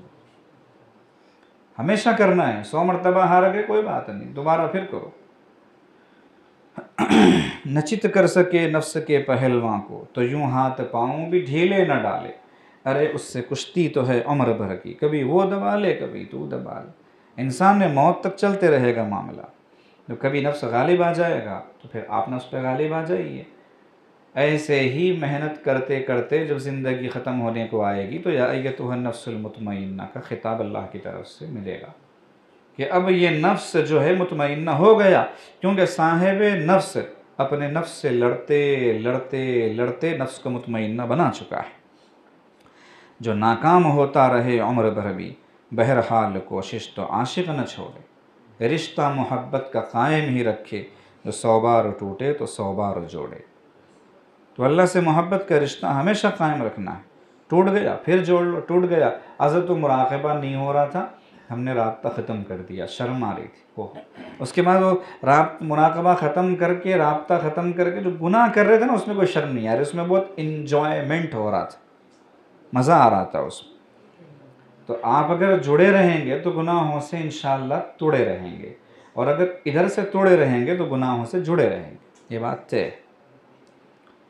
तो जब इंसान ज़िक्र करता है तो क़ल्ब से नाजायज़ किस्म की ख्वाहिशात जो हैं वो ख़त्म हो जाती हैं, दिल पुरसुकून हो जाता है। अल्लाह रब्बुल इज़्ज़त से दुआ है कि वह हमें पाकीज़ा ज़िंदगी गुजारने की तौफ़ीक़ अता फ़रमाएँ। आमीन। व आखिरु दावाना अनिल हम्दुलिल्लाहि रब्बिल आलमीन।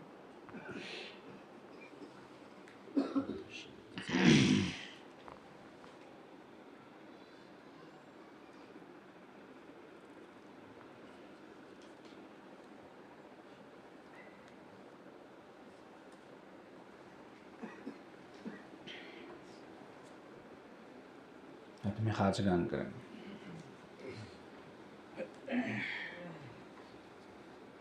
بسم الله الرحمن الرحيم اللهم صل على سيدنا محمد وعلى آل سيدنا محمد وبارك وسلم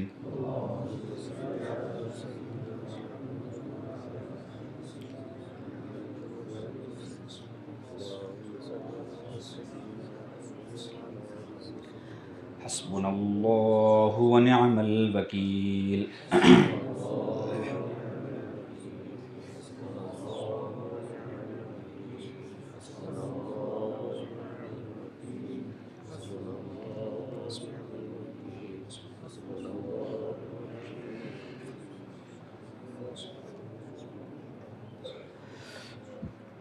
اللهم صل على سيدنا محمد وعلى آل سيدنا محمد وبارك وسلم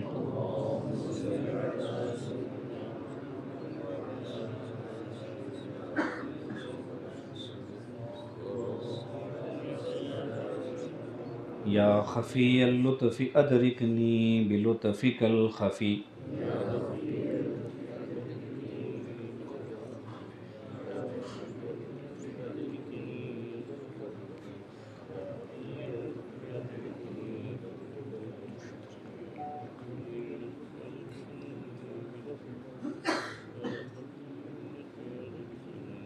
اللهم صل على سيدنا محمد وعلى آل سيدنا محمد وبارك وسلم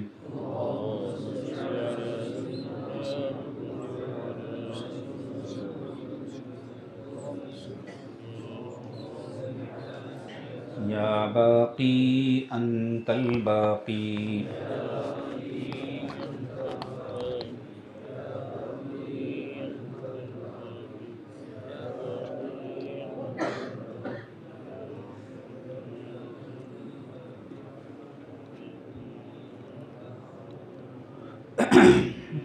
اللهم صل على سيدنا محمد وعلى آل سيدنا محمد وبارك وسلم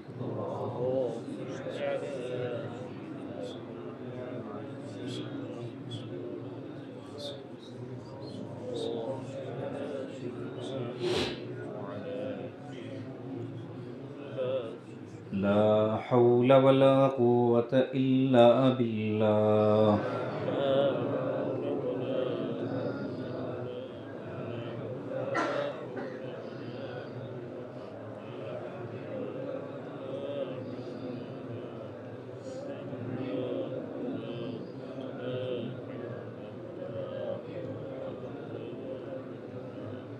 اللهم صل على سيدنا محمد وعلى آل سيدنا محمد وبارك وسلم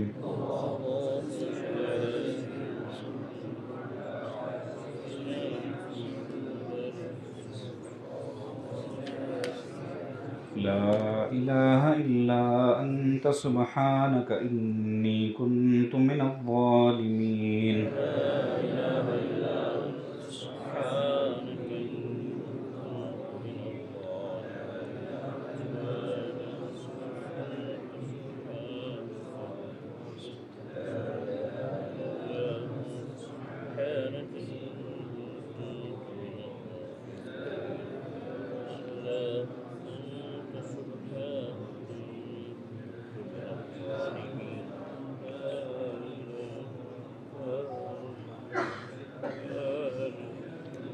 اللهم صل على سيدنا محمد وعلى آل سيدنا محمد وبارك وسلم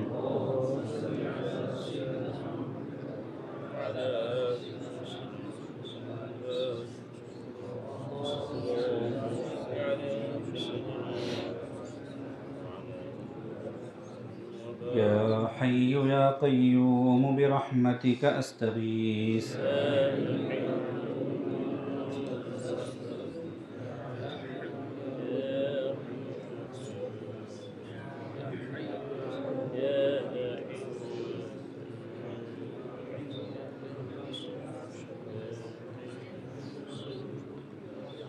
اللهم صل على سيدنا محمد وعلى آل سيدنا محمد وبارك وسلم.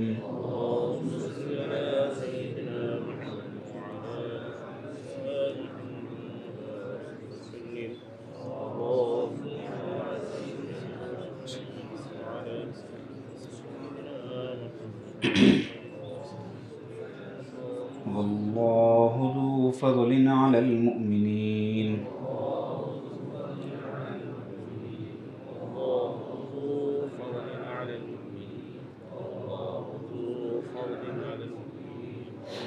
اللهم صل على سيدنا محمد وعلى آل سيدنا محمد وبارك وسلم.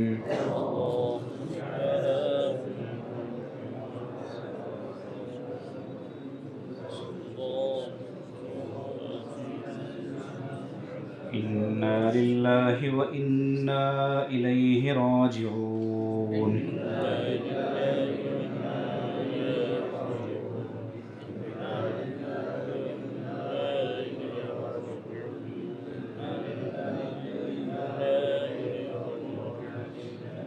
اللهم صل على سيدنا محمد وعلى آل سيدنا محمد وبارك وسلم.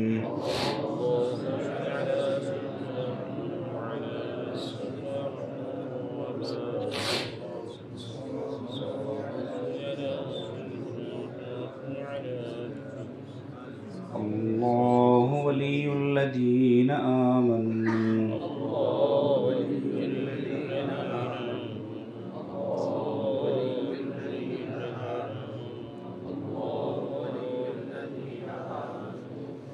اللهم صل على سيدنا محمد وعلى آل سيدنا محمد وبارك وسلم.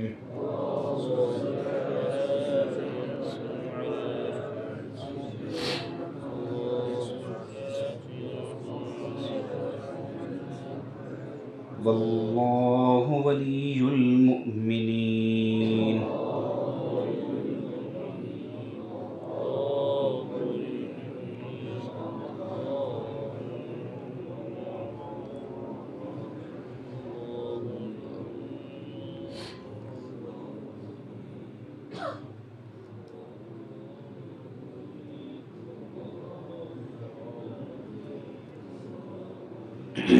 ہمارے کئی سالکین کو یہ شبہ ہوتا ہے اور وہ پوچھتے بھی ہیں میسج کے ذریعے ہو یا ملاقات پر، فائدہ نہیں ہو رہا. ایک عام سوال ہے، فائدہ نہیں ہو رہا. ویسے ماشاءاللہ بہت کم تعداد ایسا کہنے والوں کی، لیکن ہے. اس لیے ہم نے سوچا کہ اس کی وجہ بتائیں. مراقبہ بھی کر رہے ہیں، جڑے ہوئے بھی ہیں، رابطہ بھی ہے، آتے جاتے بھی ہیں، چلنا بھی چاہتے ہیں، لیکن ان کو احساس نہیں ہو رہا کہ کہاں گڑبڑ ہو رہی ہے اور کون سا بریکر ہے جو اٹک رہا ہے. اس کی ایک وجہ تو یہ ہوتی ہے کہ نیت میں خرابی ہوتی ہے. نیت صحیح نہیں ہوتی. ہماری نیت صرف یہ ہونی چاہیے کہ اللہ پاک کا صحیح معنوں میں تعلق نصیب ہو جائے. ایسا تعلق کہ اللہ پاک ہم سے راضی ہو جائیں. بس اس کے علاوہ اور کوئی چیز مقصود نہیں ہونی چاہیے. اور ایسے ہی تعلق کے مل جانے کو نسبت کا ملنا کہتے ہیں. لوگوں کے ذہن میں یہ غلط فہمی ہے کہ نسبت کے ملنے کا مطلب ہے خلافت کا ملنا. یہ غلط بات ہے. نسبت کے ملنے کا مطلب ہے اللہ کا ایسا تعلق نصیب ہو جانا کہ اللہ کی رضا نصیب ہو جائے، پھر وہ بندہ اللہ کا اور اللہ اس کے ہو جائے. وَهُوَ مَعَكُمْ أَيْنَمَا كُنْتُمْ، وہ تمہارے ساتھ ہے جہاں بھی تم رہو. یہ نعمت اسے نصیب ہو جائے. تو نیت صحیح کرنا. نیت غلط ہوتی ہے تو مسائل کھڑے ہوتے ہیں، اور اب اس کو معلوم ہی نہیں ہے کہ میری نیت خراب ہے، یا اس کا ذہن نہیں جا رہا ہے کہ میں نے اپنی نیت خراب کر رکھی ہے اس لیے ایسے ہو رہا ہے. تو ٹٹولو اپنی نیت کو روزانہ کے اعتبار سے کہ کیوں بیعت ہو، کیوں ذکر کر رہے ہو، کیوں یہ سب ہو رہا ہے. آ رہی بات سمجھ میں؟ پھر اپنی نیت کو درست کرو تو انشاءاللہ فائدہ ہونا شروع ہو جائے گا. کبھی ایسا ہوتا ہے کہ نیت بھی صحیح ہوتی ہے، عمل بھی صحیح ہوتے ہیں، سب کچھ ٹھیک ہوتا ہے، لیکن انا کا مسئلہ کہیں جو ہے آپ کو لیٹ ڈوب رہا ہوتا ہے. جیسے مثال کے طور پر آپ کو کسی کا حق واپس کرنا چاہیے تھا لیکن آپ نے کیا نہیں، اور آپ نے یہ سوچا کہ میں کیوں واپس کروں، میں نے تو اپنا حق وصول کیا ہوا ہے، اگرچہ آپ نے وہ جائز طریقے سے وصول نہیں کیا، جبکہ آپ نے وہ جائز طریقے سے وصول نہیں کیا ہے.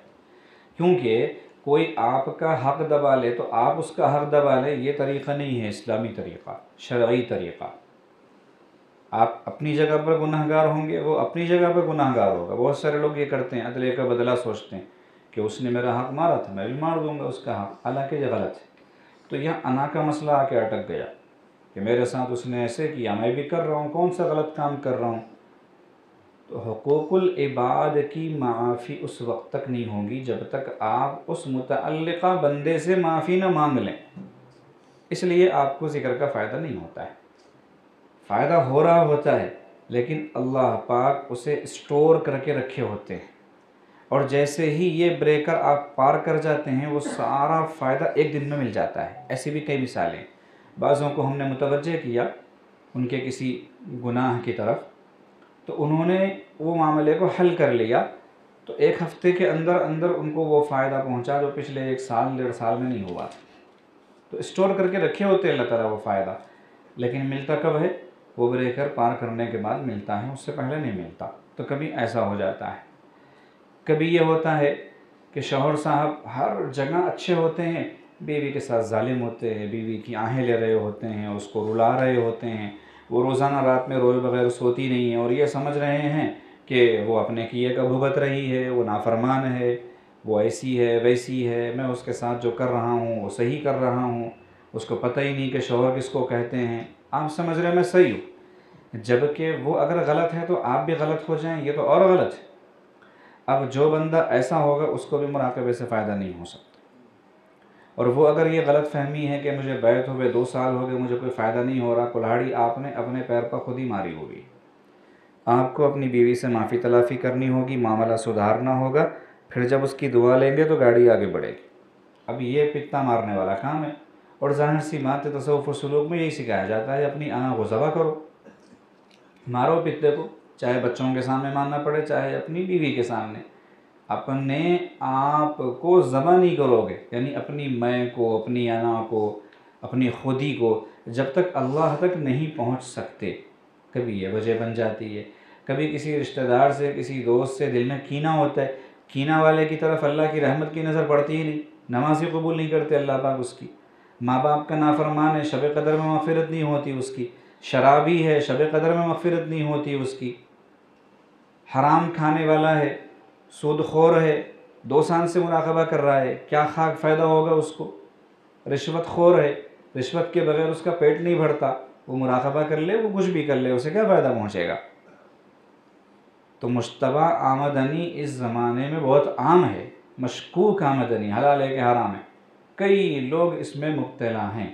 جن کا اس طرح کا کوئی بھی مسئلہ ہوگا وہ مراقبے سے صحیح معنوں میں فائدہ نہیں اٹھا سکتے. آ رہی ہے بات سمجھ میں؟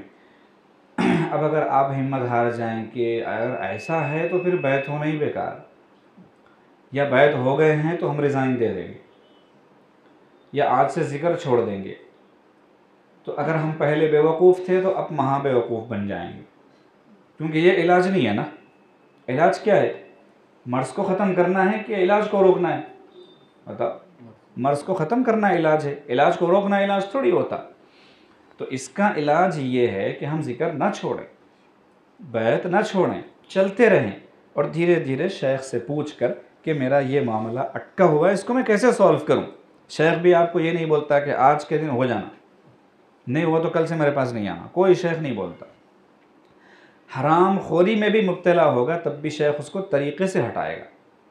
کتنے بینک کی نوکری والے ہیں، کتنے فلاں ہیں جو آ کے پوچھتے ہیں کیا کرنا، کہتے ہیں چلتے رہو، کوئی دوسرا ڈھونڈو، ملازمت ڈھونڈو یا پھر بزنس تلاش کرو، کہیں سیٹ ہو جاؤ پھر یہ چھوڑ دینا. ایک دم سے نہیں چھوڑوا دے کہ بھوکوں مرے. کئی بچے ہیں جو کہتے ہیں کہ ہمارے گھر میں الیکٹریسٹی کی چوری ہوتی ہے. اب آپ کے پاس آگے پتہ چلا کہ یہ چیز غلط ہے، لیکن ہمارے گھر میں ایسے ہی ہوتا، ہمیں کیا کرنا چاہیے؟ سوچنا چاہیے ان ماں باپ کو کہ جنہیں بڑھاپے تک ایسا سوچنے کی توفیق نہیں ہوئی، اور ان کے جوان بچوں کو الحمدللہ دینی صحبتوں کی برکت سے، نیک صحبتوں کی برکت سے توفیق ہو رہی ہے۔ کیا یہ چیز کافی نہیں ہے صحبتوں کی اہمیت کو بتانے کے لیے؟ اب وہ پوچھتا ہے کہ میں اس گھر میں رہوں کہ چلا جاؤں، کیا کروں، اسی الیکٹریسٹی سے بڑھتا ہوں، اسی لائٹ میں رہتا ہوں، اسی فین سے فائدہ اٹھاتا ہوں۔ ہم کہتے ہیں آپ رہو، آپ ذمہ دار نہیں ہو اس کے، آپ اپنے والد کے تحت ہو، آپ کا جو مسئلہ ہے وہ ان کے ساتھ لگا رہے گا۔ پھر جب آپ کمانے دھمانے لگ جاؤ گے، آپ کو اللہ نواز دے گا، تو حساب کر کے اتنی رقم کو بغیر ثواب کی نیت کے صدقہ کر دینا، ایسی شکل بتا دیتے ہیں، پھر اس کے لیے دعا کرتے ہیں تو اللہ تعالیٰ اسی ماحول میں اس کا کام بنا دیتے ہیں۔ ایک نے تو یہاں تک پوچھا تھا کہ رشتہ داروں کے پاس یہ صورتحال ہے، ہم جاتے ہیں تو وہاں پر وہ جب کچھ میزبانی کرتے ہیں تو سب سے پہلے پانی لاتے ہیں، فریج کا پانی لاتے ہیں، فریج کا پانی جو ہے جو ٹھنڈا ہو رہا ہے وہ چوری کی الیکٹریسٹی سے ہو رہا ہے، تو ہم کیا کریں، وہ پانی پئیں نہ پئیں؟ یہ پوچھنے والا غیر عالم ہے، کالج کا بچہ ہے۔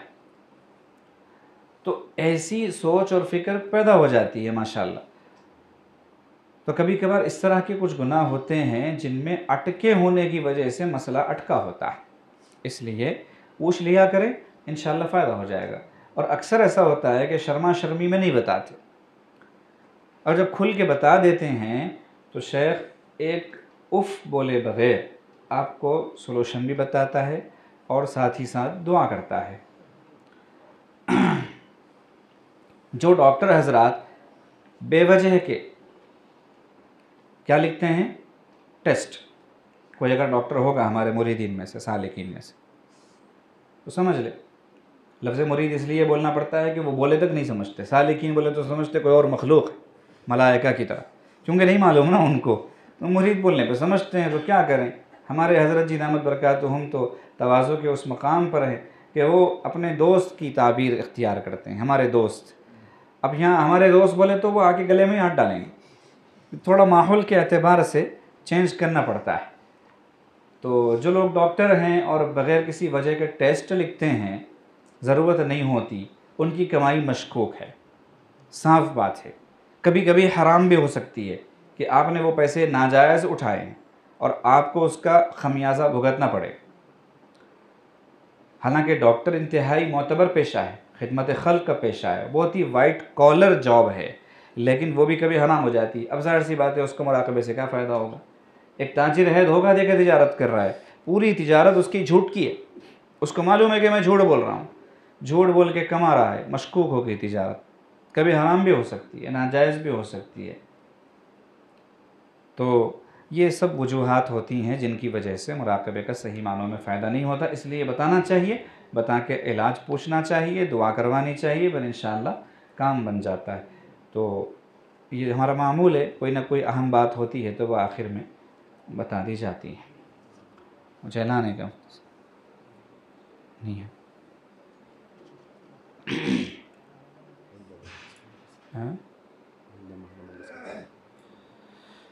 ماہانہ مجلسیں تو سال بھر سے بس ہو رہی ہیں، جن کو توفیق ہو رہی ہے وہ لائیو بھی سن رہے ہیں، جن کو توفیق ہو رہی ہے وہ آن لائن ہے۔ تو اب اگلے مہینے کا بھی نہیں بتا سکتے، انشاءاللہ اس وقت موقع پر اعلان ہو جائے گا۔ اللہ پاک ہم سب سے راضی ہوں۔ توبہ کے کلمات پڑھ لیجئے، سچے دل سے نیت کیجئے کہ ہم پچھلی زندگی سے سچی پکی توبہ کرتے ہیں اور آئندہ زندگی انشاءاللہ نیکی تقویٰ پر گزاریں گے، جیسی نیت ہوتی ہے اللہ پاک ویسی مراد پوری فرماتے ہیں۔ الحمدللہ وکفا وسلام علی عبادہ الذین اصطفیٰ، اما بعد۔ پڑھیے بسم اللہ الرحمن الرحیم۔ لا الہ الا اللہ محمد رسول اللہ، آمنت باللہ وملائکتہ وکتبہ ورسلہ والیوم الآخر والقدر خیرہ وشرہ من اللہ تعالی والبعث بعد الموت۔ آمنت باللہ کما ہوا باسمائہ وصفاتہ وقبلت جمیع احکامہ اقرار باللسان وتصدیق بالقلب۔ اشہد ان لا الہ الا اللہ واشہد ان محمدا عبده ورسوله استغفر الله ربي من كل ذنب وأتوب إليه برحمتك يا أرحم الراحمين. سبحان ربي الأعلى الوهاب. اللهم صل على سيدنا محمد وعلى آل سيدنا محمد وبارك وسلم. ربنا ظلمنا أنفسنا وإن لم تغفر لنا وترحمنا لنكونن من الخاسرين. ربنا لا تزغ قلوبنا بعد إذ هديتنا وهب لنا من لدنك رحمة إنك أنت الوهاب.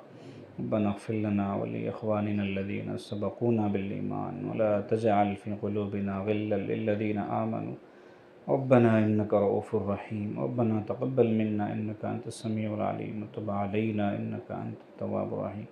صلى الله تعالى وسلم على حبيبه سيدنا محمد وآله وأصحابه أجمعين برحمتك يا أرحم الراحمين.